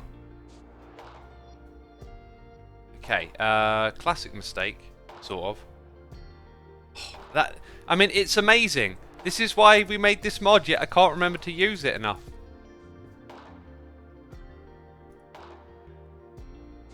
Yeah, and then obviously, like, the next bits would be powered. And then you would have this sort of rail in between. Again, I could have used the item swapper there. Does rails have minecarts hooked up to it? It does. That's so cool. Okay, so that's good. But would that work waterlogged? I don't think it would. So we can have that station up top. But then down below... by the way, we could also hide the redstone a little further, because you could almost do that. You could do that. Rotate this. Okay, so more hidden redstone. Very good. You can have... can you have a block there? No, that breaks the cactus. But you can have it like this. So there's roughly where your walls go, right? Now, to do this underwater, you can't waterlog string. I'm pretty sure. Correct me if I'm wrong, chat. So what are the other alternative means of detecting a player? Possibly the skulk sensor. Interesting. The skulk, I mean, you'd have to design the station a little different, like maybe make it more enclosed, but then the skulk could detect the player there instead of this observer. Let's disconnect that redstone by doing that, and then let's toil with the distance of this thing a bit. Actually, that's going to be tricky to see, isn't it? Pufferfish, someone says, I don't like the idea of relying on a mob, but a great suggestion nonetheless. Chat, throw those suggestions at me. Your combined brain efforts are better than my single one, right? We could do something with a pressure plate. Actually, that's the way it used to work. So, pressure plates can't be waterlogged, but you could use them underwater. It would just look a bit quirky. I kind of really like the idea of using a skulk sensor now, though.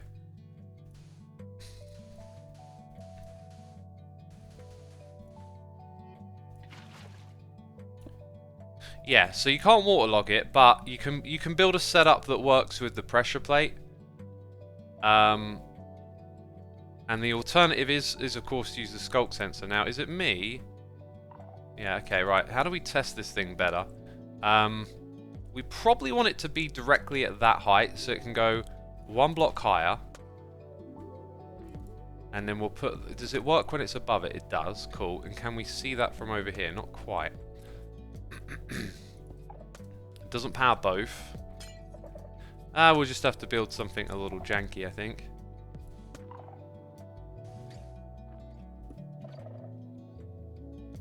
I hate that my building block is sand, like for redstone. No one does redstone with sand. Therefore, I'm going to set a new standard today. Sand is the way. Do not deny the sand. Okay. This is immediately terrible because...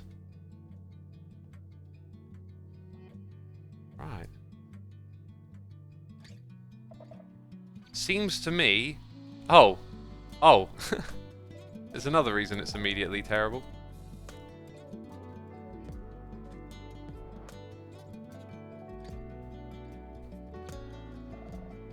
Seems to me like it maybe just needs to be 1 or 2 blocks further forward. Also, we wouldn't have the observer there. I kind of wanted to leave it there because of, like... I should have, like, duplicated this for both. Now, does a player getting into a minecart at this point activate it, is I guess the next question. So, like, minecart here. There's a problem. If the minecart gets placed, it will detect that.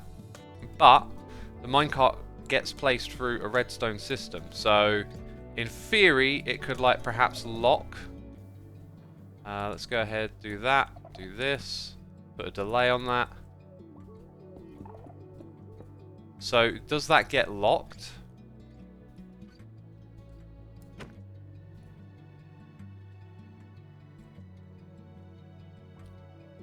Hey, I'm not sure if the sensor actually got activated. Let's double check. That was a little too quick for me.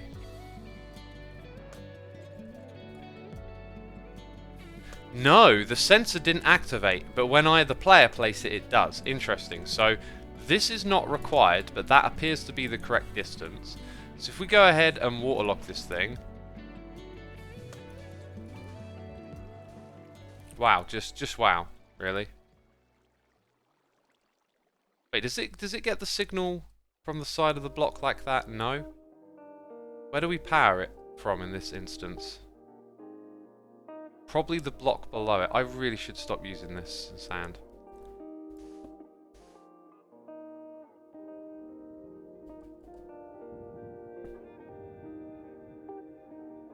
There's no block under it for some reason. Wait, wouldn't water fall through it then? Apparently it doesn't. Dang it. Dang it. Dang it!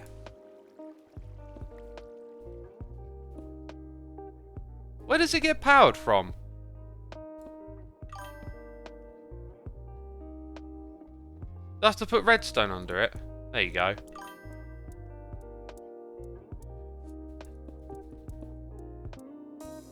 Wow, I really butchered this thing up, didn't I? And that's not even the right block to be powered. It would be that one. Yeah, and then that sends it on its way. So, in the underwater area, it's not going to detect my movement or activity around here. Oh, no, it shouldn't there. Does it here? Okay, so it looks like we're good to get in close-ish. Like, what happens to the player when they come in this way?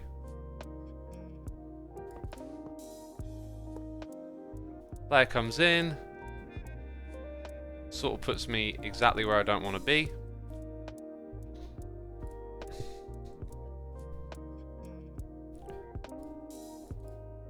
So you'd have these here. So nice solid block to stop. Okay, here we go. Well, that seemed good. Let's try it again. Apparently it's just going to eject me right in front of it, which is perfect. So we won't set off that thing, and then when the minecart comes in here... Okay, I destroyed the original redstone, didn't I? Oh, wait, and then I activated it. Okay. Confusing.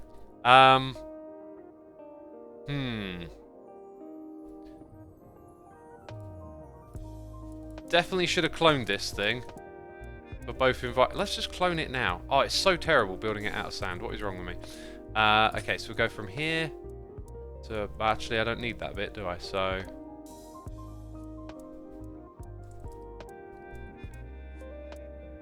Okay. I see the error of my ways. Neff, thank you ever so much. Thor, 4 months of support. Appreciate you, my dude. That is awesome. I've totally forgotten the hotkey for... well, did it toggle CUI visibility? Yeah, now, do I press enter? There you go. Brilliant. And Liger, thank you for gifting a sub to Blue Raven 768. Appreciate you supporting our community. Thank you for the support. This is why sand and redstone don't mix. I mean, when I placed the first couple of blocks, it was just a bit of a laugh, and then quickly it just became a problem. So, we were going to have that there to trigger a block on this side, right? Now, yep, that does what it's supposed to. There's something comes into the system, it sits it down on the track. In fact, you don't need that. But then the string and the observer is what's missing that we had before.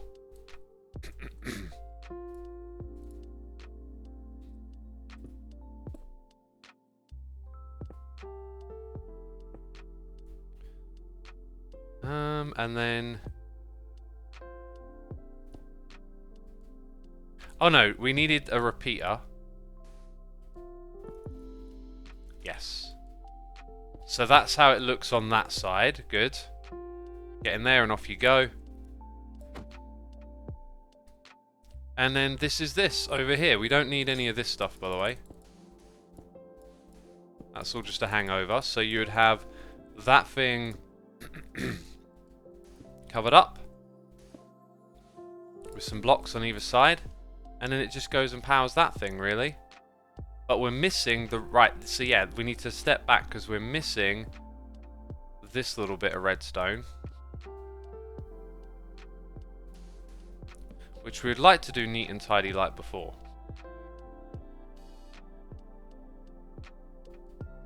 So I think it's possible to just have this signal come over the top like that.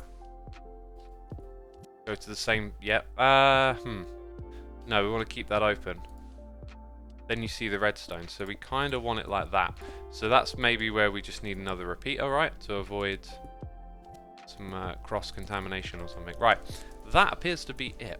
I can't see anything wrong with that. So let's go grab our minecart, chuck it in. It gets deployed. We walk up to it. We sit inside of it. We should have moved then. We should have moved. What's wrong now? I'm going to guess that's no longer activating. Oh! But me breaking blocks does.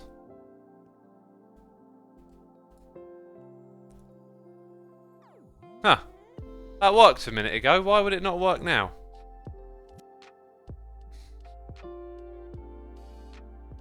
X, use redstone blocks for such contraptions. Redstone block where? I don't know. Why did this thing... Yeah, why did that stop activating? Like... That worked a minute ago when I got inside the hopper. Lucrose is too far away, maybe. Well, the thing is, it worked a minute ago and I haven't moved the distance of it, right? What's going on over here? Oh, using a scaffolding at the top. That's cool. Yeah, we got some scaffolding minecart tech somewhere else in the world that I wanted to use at some point, but have yet got around to doing this thing. See, there's minecarts and stuff on top. Anyway, let's not get distracted. Is the observer activating, says Doom? There is no observer.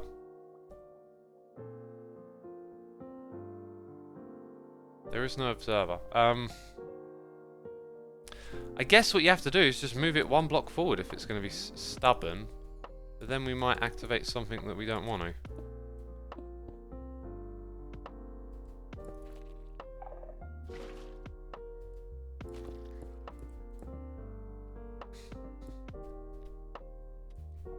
So the issue now is, I'm worried that we'll activate it by standing... well, I guess we don't, so... Wait. Then we did. If you get too close to it, it activates... Why? We've got like a half block problem here. If I go grab some trapdoors... And we say... We can waterlock these, remember? So we do that.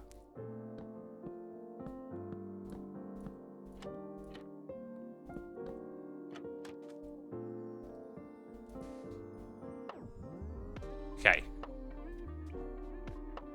That keeps me sort of just far enough away, right? Maybe I go a step further and I put that in as well. So I only click at it. Which might, by the way, might also work over here. Because of how this works. So let's give that... You know, another thing is, what happens when I'm in there? That activates that. However, will it if I'm here? Oops, what happened there? Puts me on the outside. Hopefully it does that consistently. Okay. Wait. No. No.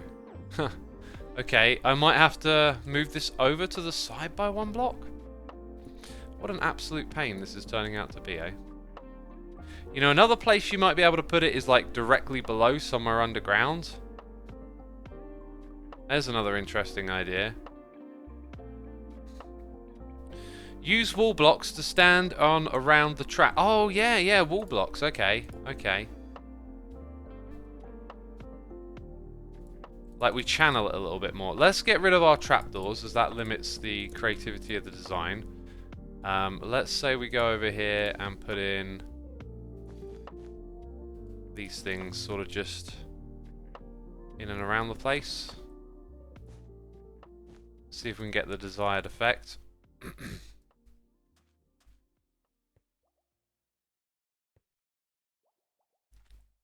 If I go over here... No, that seems to be good. So... Minecart goes in. Redstone didn't work. Why is that? It's because it's already activated? Because somehow we've managed to get a whole bunch of them in here? Oh yeah, okay. And I was over there and that activated. Fair enough. Now that's stopped when I get in. Ah, I guess I did put wall there. And that one will be visible though. That's a building block. Let's... No? Oh, talk about fussy. We've just moved it forward a block. We just moved it forward a block and now it's like, nope. That... So why does that activate it, but not me getting into it? That's so annoying.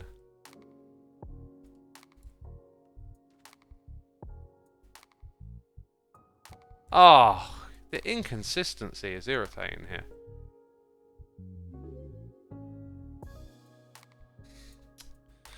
Remove all unnecessary blocks, someone says. Yeah, well... Thing is, that shouldn't be an issue, should it? Right. So it got sensitive. We actually moved it closer and then it stopped. Like, what? We moved it closer. Lucro says, does getting in make a noise? Well, we've been there and we've done that, right? Like, we tested it and it did, in theory. I can't think of what...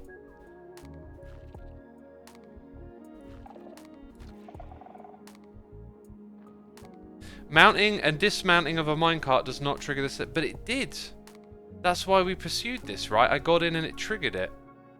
Oh, why does this happen so often?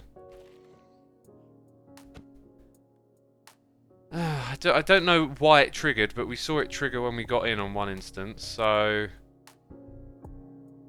Maybe it was your steps that triggered it, says Carls. I wasn't walking though, right? Like, the test was getting... maybe it was that, like the place... No, I remember separating it. I don't know. Yeah, I didn't walk into it though. I just right-clicked on the minecart. Either way, I'm pretty sure we did that a couple of times. They detect the minecart moving, not getting into the minecart. So the whole idea was to do this for something waterlogged. So we got our non-waterlogged station. So if this is going to be waterlogged... Can it work the same way? No, because of the string. And I think string gets washed away by water, right?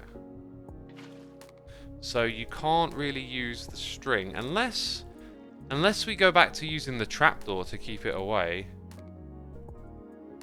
Because a trapdoor with water on it, that will keep away anything on the other side like a piece of string. So here, put the string in, do that, get the observer back into business.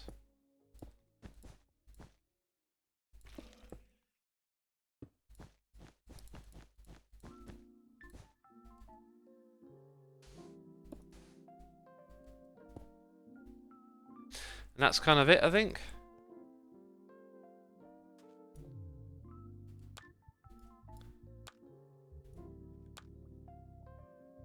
Oh.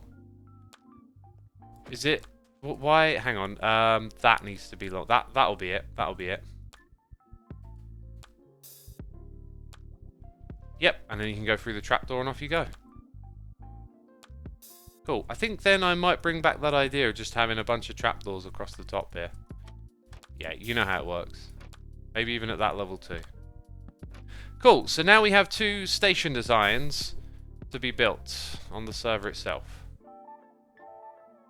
What if you waterlog the rails and then enter the minecart? Does that trigger the sensor, says Taubar?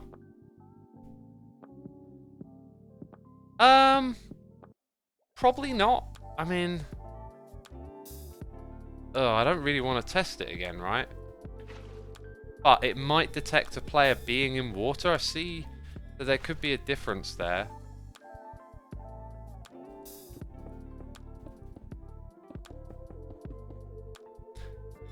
Okay, so...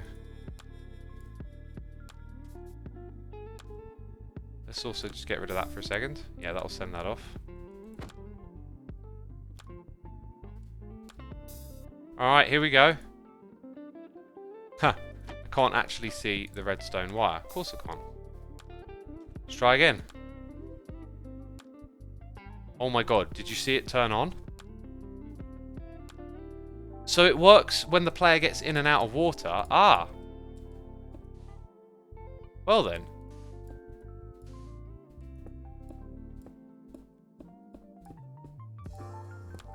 Let's give that another whirl, shall we? Right, that did not activate the sensor. Good. Oh! Well, the very thing that it would have been is the solution. And that's how we do that. Also, you can put that directly next to the cactus, which is cool.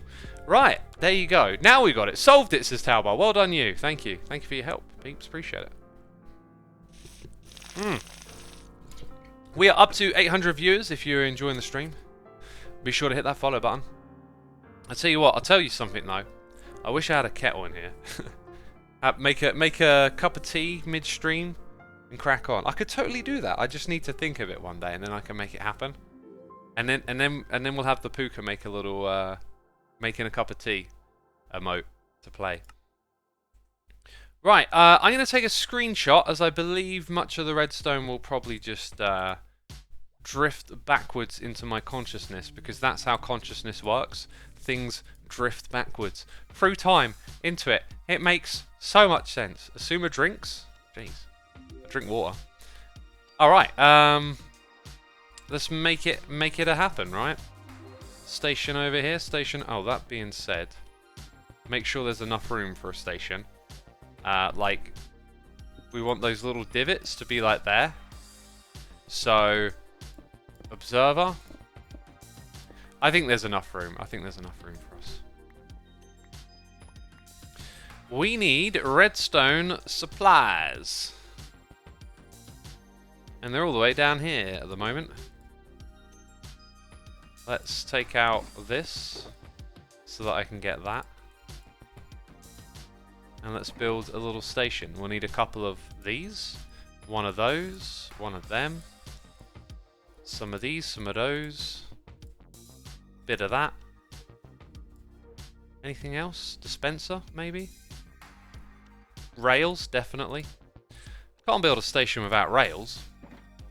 I mean, that's just 101 right there, isn't it?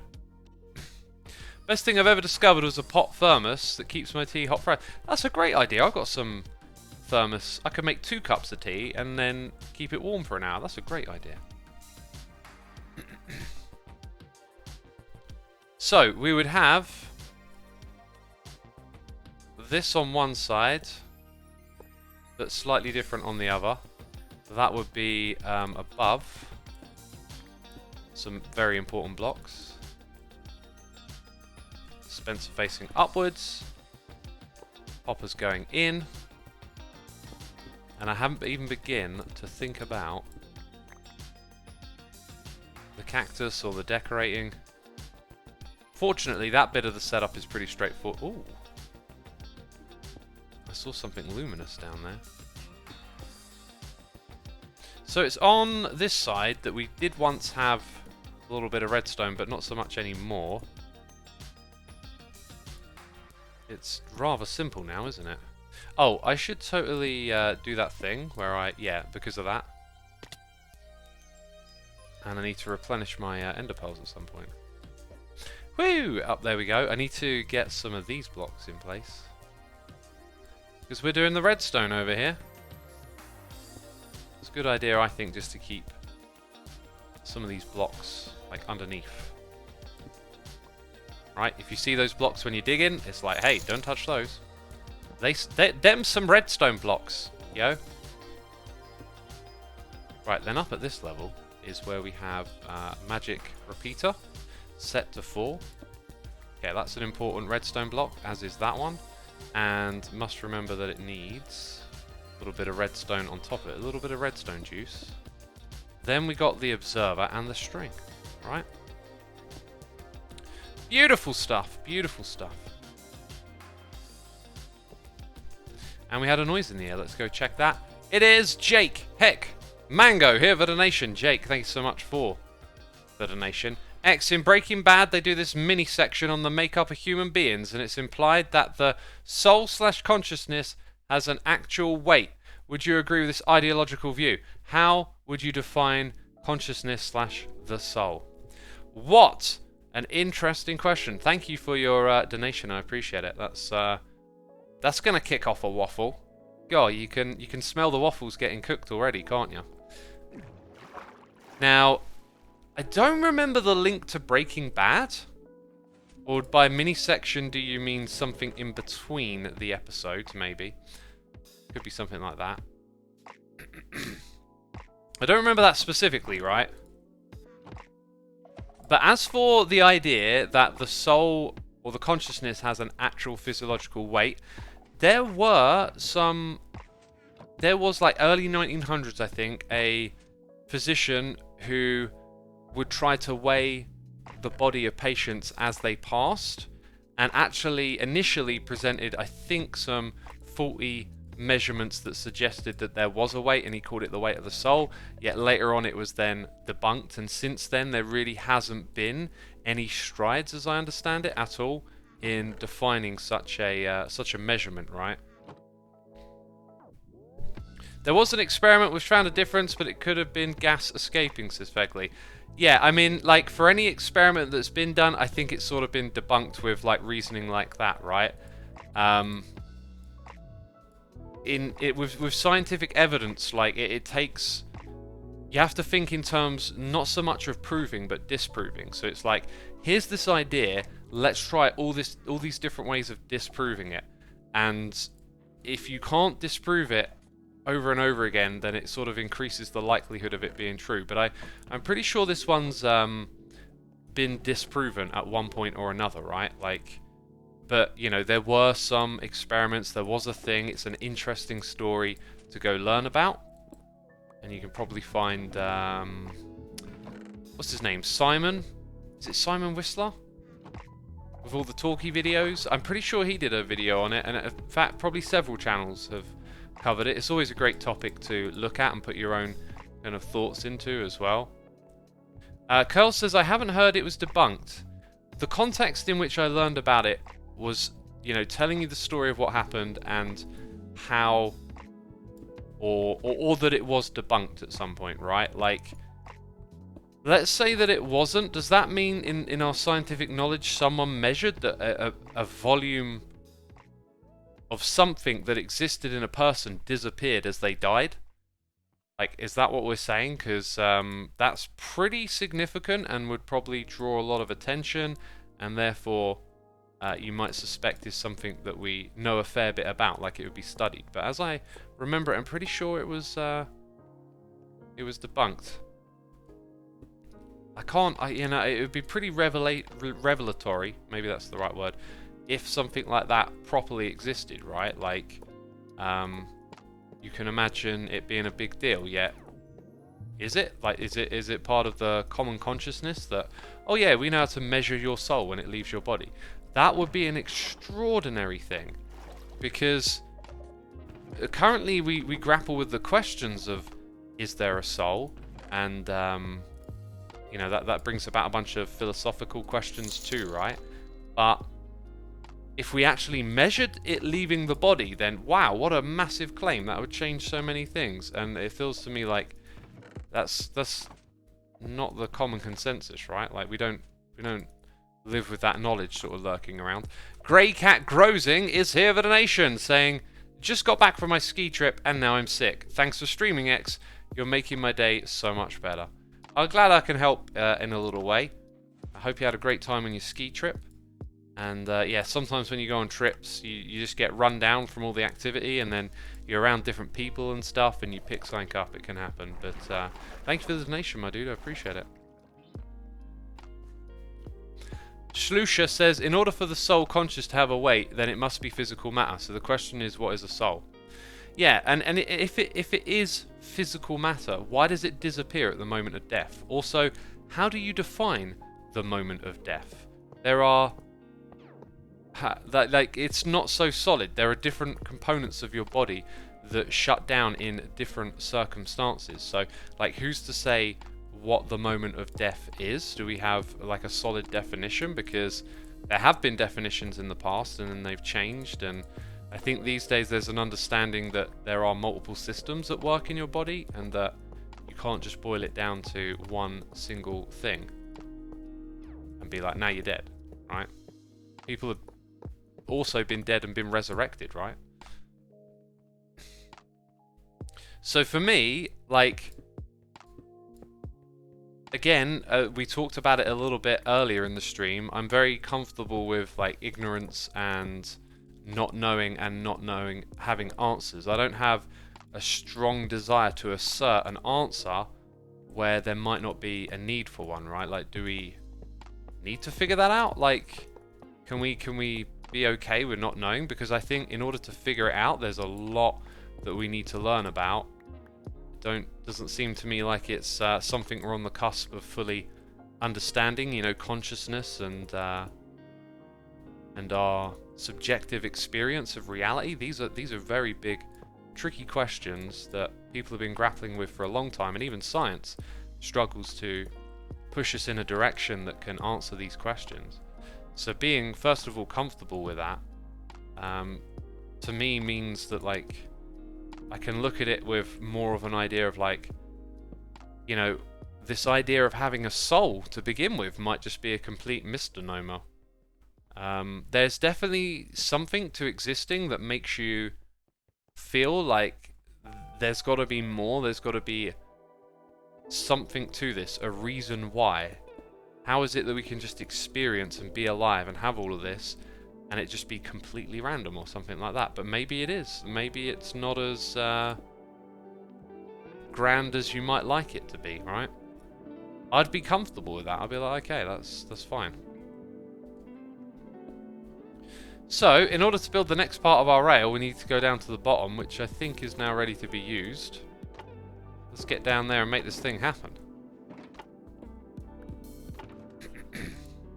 Quite a full inventory here, eh? Well, technically, is you bind energy internally, you get a little bit of weight.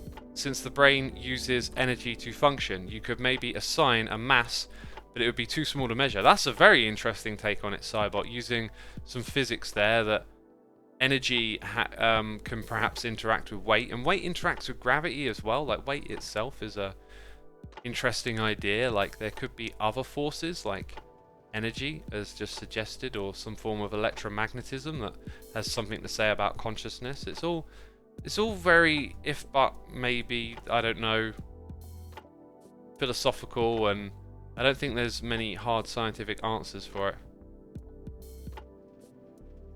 Okay, and we were going to go around like that, but now I think what we'll do, I think we'll make like a grand old swim to get down to there with a conduit, and then you can go down in this direction. So this will be our waterlog station at this point. So let's go ahead and build that.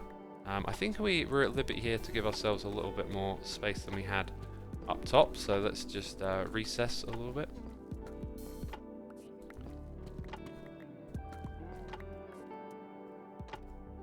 The transition of acceptance of meaningless to doing is the next part of our rail. I don't know what that means. The transition of accepting this to meaningless is doing the next part of our rail. Not sure what you're getting at, but yeah, let's go ahead. Right, so that's the one where you come up. So actually, let's change that back. We're going to do it like this. And then somewhere over here we'll figure out the rest. So let's go ahead and say that that's the station. Then we know what we're building from here. So how did we do it? We decided that... Oh, we're doing this with a skulk sensor, aren't we? In the end. So we need that, and then let's put 2 of these here.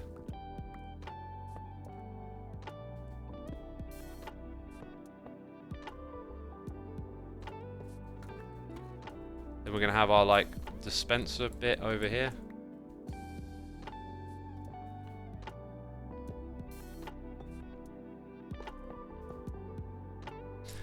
Is my inventory an absolute wreck again? It always is, right?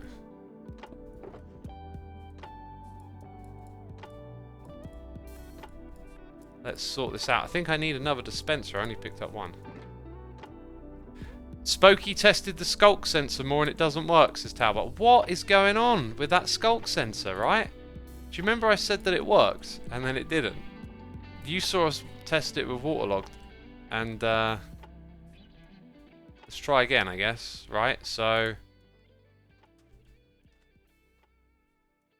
I get in. Works. What's the problem? What's the problem? Oh, are you saying if it's fully waterlogged we'll have some problems? That's because the player gets in and out of the water. So when... Right. I guess we're going back to the trapdoors then.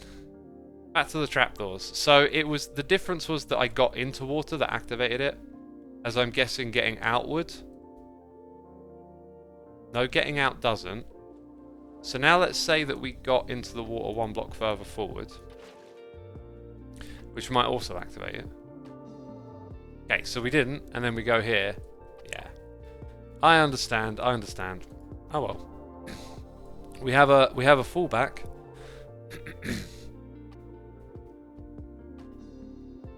Anyway, going back to the discussion about does the soul have a weight?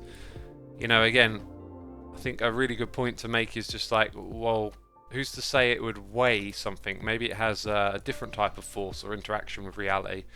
But the conscious experience, you know, evokes these questions that we want answers for. But for me, until they become something sort of more measurable or actionable, they're always going to be ideas that don't have an answer. And maybe, you know, maybe there is something like that. But for me, I always feel like the universe or whatever it is we're in is a place with like rules and ways that things work, and the idea of something that is, I don't know, kind of hokey cokey interacting with that, for me, is always tricky to imagine.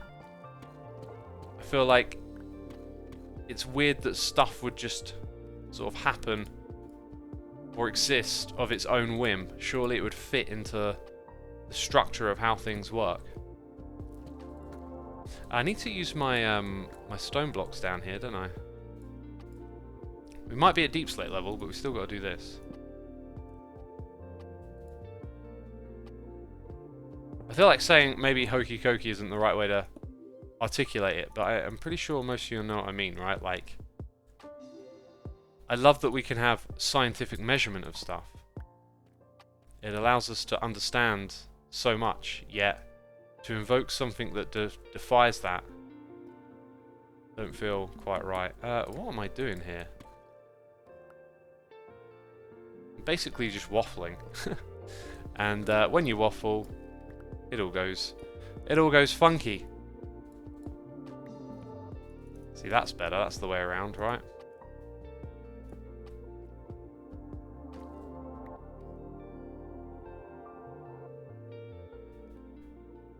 But that can mean we just don't know how it fits. We can not know a structure, says Rav Zalo. So, I guess maybe we can boil that down to a question of like, do you think that either everything is knowable or some things are not knowable? I.e., they're out there, they function, they work, but we're never going to be able to know or comprehend it. Because I can understand how maybe some stuff is so advanced it's difficult to understand. I mean, yeah, like, is the human... I guess what I'm also saying is the human brain a limitation here of what's possible, right? Our ability to understand. But in my mind, like, everything should be, in theory, all understandable to some extent. We can live 1,000,000 years and we will never know all things, says Liger. That's true. That's true. Like, the universe is so vast that for all things to be knowable, it's just...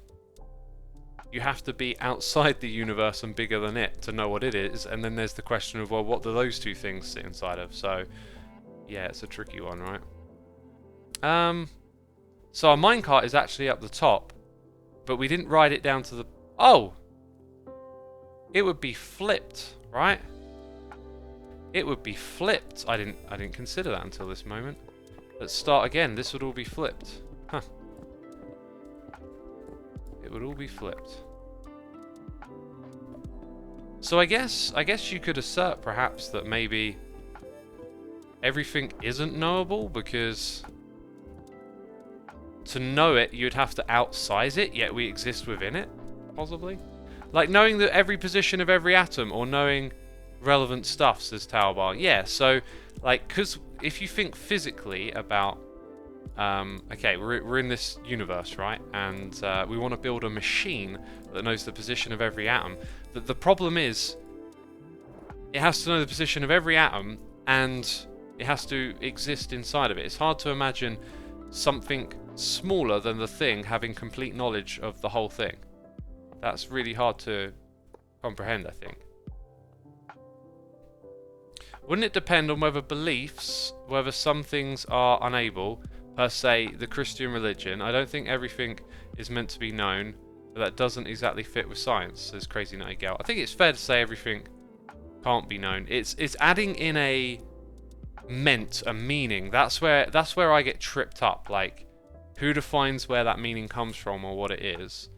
And again, it's like the word belief. So like a belief that some things are unknowable. I don't like it because it sort of asserts knowledge without like a foundational proof, I guess you could say. But as we just said a moment ago, you can kind of postulate that the nature of reality and it being bigger than us, and are all things knowable? Well, we can quite easily conceive probably not to a human being. Our minds are limited. How could we understand the whole of reality at once? I mean, everything we do understand is often not specifics but concepts to make them digestible for our brain. But then it's like, well, what's in the darkness of what we don't know, right? So I'm kind of like comfortable with not knowing, but then just I don't like it when things get asserted into that grey area. That's probably why religion isn't terribly appealing to me, because it often deals with things like that. But then it comes along with like an added knowledge or wisdom, which, you know, a lot of the time can be quite insightful. But then again, like, what is the authority of that? If we're identifying the sort of boundaries of the limits of what we can know. Right, so here's where our repeater goes.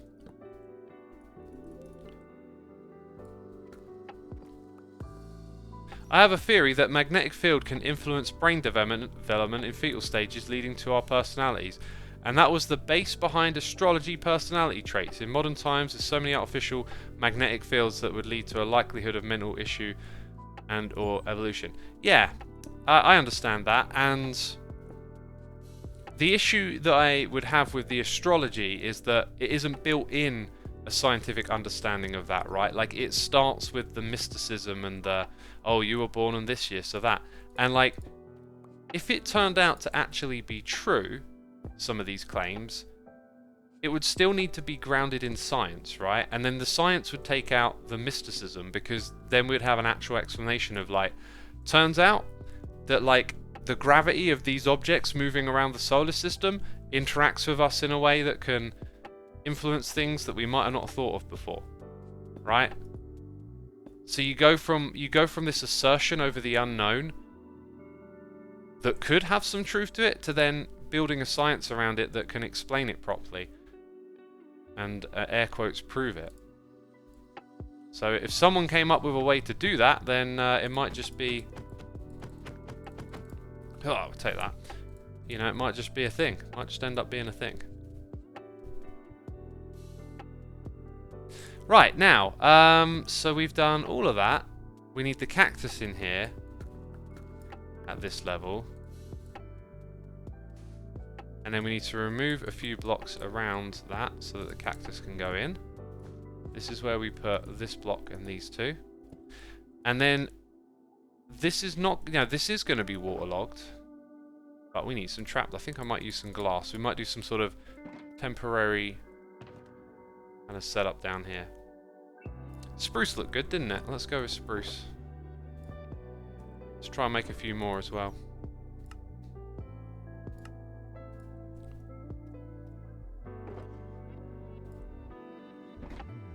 Until we leave our solar system, we'll never know, says Vegley. I don't think we need to leave the solar system to know. You just need like experiments with verifiable results, right? Like with something where you can look at it and go, that's definitely why that's happening. Right, so now what I'm going to do is waterlog that side and then put like a little glass barrier in, which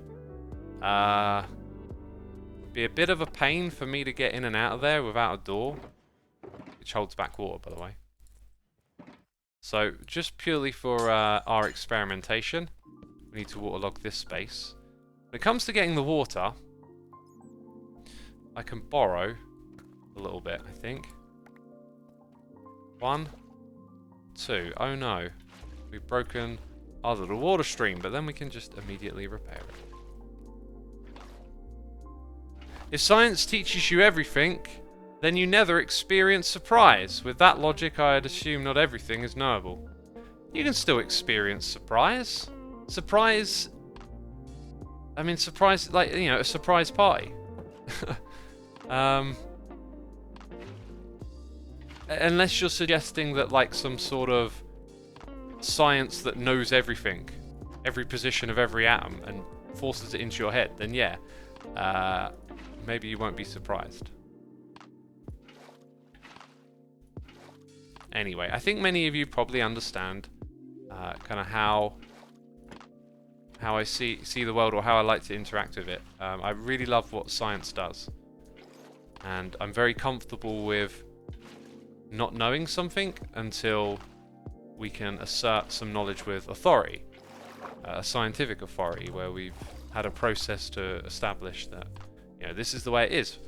And the one thing about that, though, is that, yeah, you start out not knowing anything, and as you start to learn more through this process, you learn that there's even more you didn't know about, you know? Like, you roll back the years, thousands and thousands of years, and imagine yourself as a person, like, on this planet. Your worldview, your conception of reality, it's totally different. It would be so much smaller. It would be so much more related to your immediate needs and environment. Maybe you don't even realize that, like, you're on a planet. Maybe you just think, like, there's endless wilderness, right? And then, obviously, society advanced, and we learned more things, and then we realized that we're on a planet, and that everything revolves around us. But then, again, things advance, and we start to learn, oh no, turns out the universe doesn't revolve around us. It's fascinating. Science is the observation and quantifications of what exists, as Nerd Mum Boys. I like that one, yeah. Is there a point to try and find an answer for such a question, says Hinori. If you're going back to the one of the soul, yeah, I think we're all drawn in by, like, this mysteriousness of consciousness and the idea that we have a soul. Didn't I have one sitting up here ready to be used? I thought that's what we had. Let's test the system. We used to think the Earth was flat. Now we have people living in space, yet there are still people who believe the world is flat. Well, that's because there are lots of different people with lots of different beliefs, and there's lots of information out there. There will never be... I think I accidentally placed the torch. Okay, it didn't put me on that side, and it put the minecart back, ready for me to leave.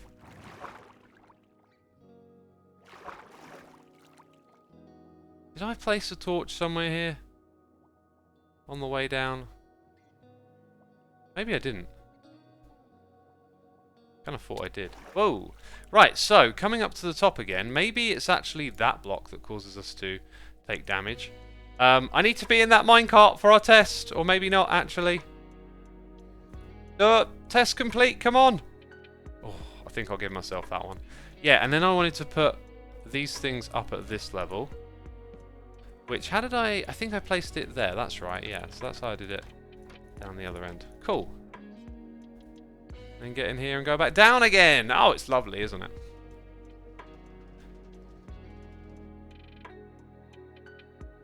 Beliefs or lack of intelligence, says Yotilbite. You know, I think it's easy to punch down on people that have these sorts of beliefs, but remember that used to be a common... like, you know, that used to be the once held belief. So the smartest people on the planet at one point in time would have thought that. I think it's just the power of conspiratorial thinking that you can be drawn into is very strong. And until you learn to, like, look at yourself in a way where you can identify the weaknesses of your human experience, the drive that most of us have to want to feel like we're right about things in the world, to feel like, oh, we got the right answer, we're not in the wrong camp, those drives are very strong. Those are, you know, deeply kind of like instinctive survival mechanisms. You wouldn't have survived some time ago wandering around the wilderness, needing to food and clothe yourself whilst asserting a lack of knowledge. You know, asserting, oh, I don't know how to survive, I don't know how to do this, I don't know how to do that. That doesn't get you anywhere. So knowing is important, and therefore ideologies that give you the sort of power of knowing and tell you that you're right, they can be quite strong, right? Is this where we find out that my idea doesn't quite perfectly line up? Or are we lucky? God, it's so close. It's so close. It's literally going to be like one more block. Because I could have, you know, you could go. I've done this a million times in this game, where like you go back. If you like, if I could go all the way back to the beginning, this would be perfect. Look at that. It like lines up very loosely, with not a lot of space, not a lot of wiggle room. Oh my, that's one block off, says Decromere. Exactly, right? But then, if you think about the bit we built all the way at the top, like that could have maybe been one block further over this way, and you know, it can endlessly annoy you. It's one of the reasons why I like the idea of doing a Minecraft world like we're doing in Create Mod, with like power play tools to adjust things on a grander scale. Were we supposed to open it up on that side? Yep, okay. It seems to align very, very closely and just enough to get away with it. So I think one more block off and this might have been a little bit on the if only side, but we got away with it today, right? We got away with it. It wasn't a part of the original plan. I could lower the station a little bit. It would be a pain to rip all of this out. I'm not going to do that, but that's always an option, right?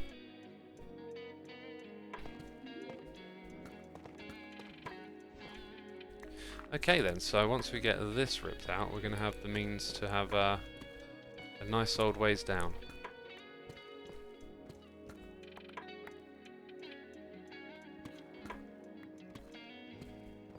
God shouldn't be brought into this falsely, says Stack MC. Can you explain that a little bit more?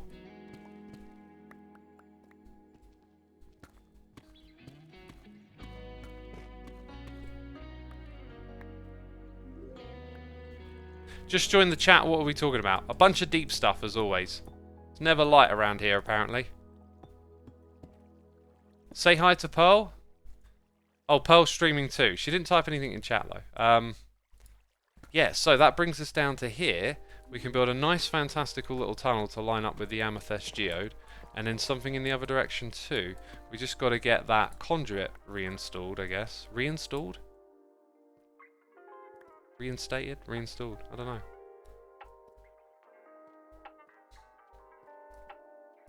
And then, remember, the glass is temporary, actually, so I can move it over by one, but that'll probably do. We probably want, like, an alignment with this. So, yeah, we would actually dig this away by one, too. We'll make it 4 wide on both sides, and then it'll all just feel kind of nice and natural, that neatness. There's another concept I want to get away from, or do something different with in the future, is just find ways to disrupt or to build different without that kind of everything's got to be symmetry and all this kind of stuff. I think that's one of the hardest challenges in this game, probably for a brain like mine to get away from. But I think it can be done if I take the time to like find the right way to approach building in a particular project. It can be done. You got to sort of embrace the chaos a little bit and build it into your design philosophy, I think. And then something like that can be undertaken.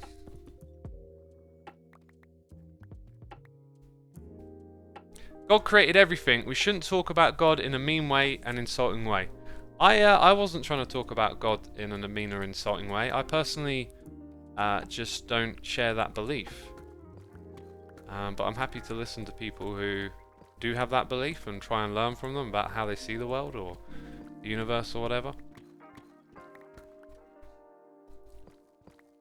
Also, you know, what is God is also a very interesting question. Like, it's kind of easy to just sort of think of God as, you know, the guy in the sky with the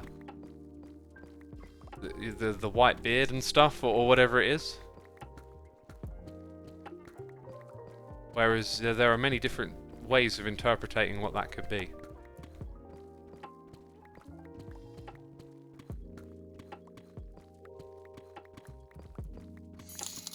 Hey, we've got a noise in the air. It's Curls of Doom with a donation here. Saying, do not read out loud. Oh, okay. Well, Curls, I'll say that the timing of your message is interesting, as you're about to find out. But I appreciate what you say, but I was about to do this anyway. I was just mining the last of these blocks here, really. And then I've got all these torches here I don't want to get rid of. X, the sensor setup isn't working when the whole area is waterlogged. Oh wait, why did I think that was new? It looked like a message flashed up on the screen, but no, that's not. We did that earlier.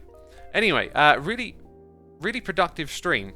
We got a whole bunch of blocks dug out, and we placed some too. And now we got the means to move around the base nice and easy. That minecart is sitting there waiting for me to go back up the top. Let's go ahead and do that.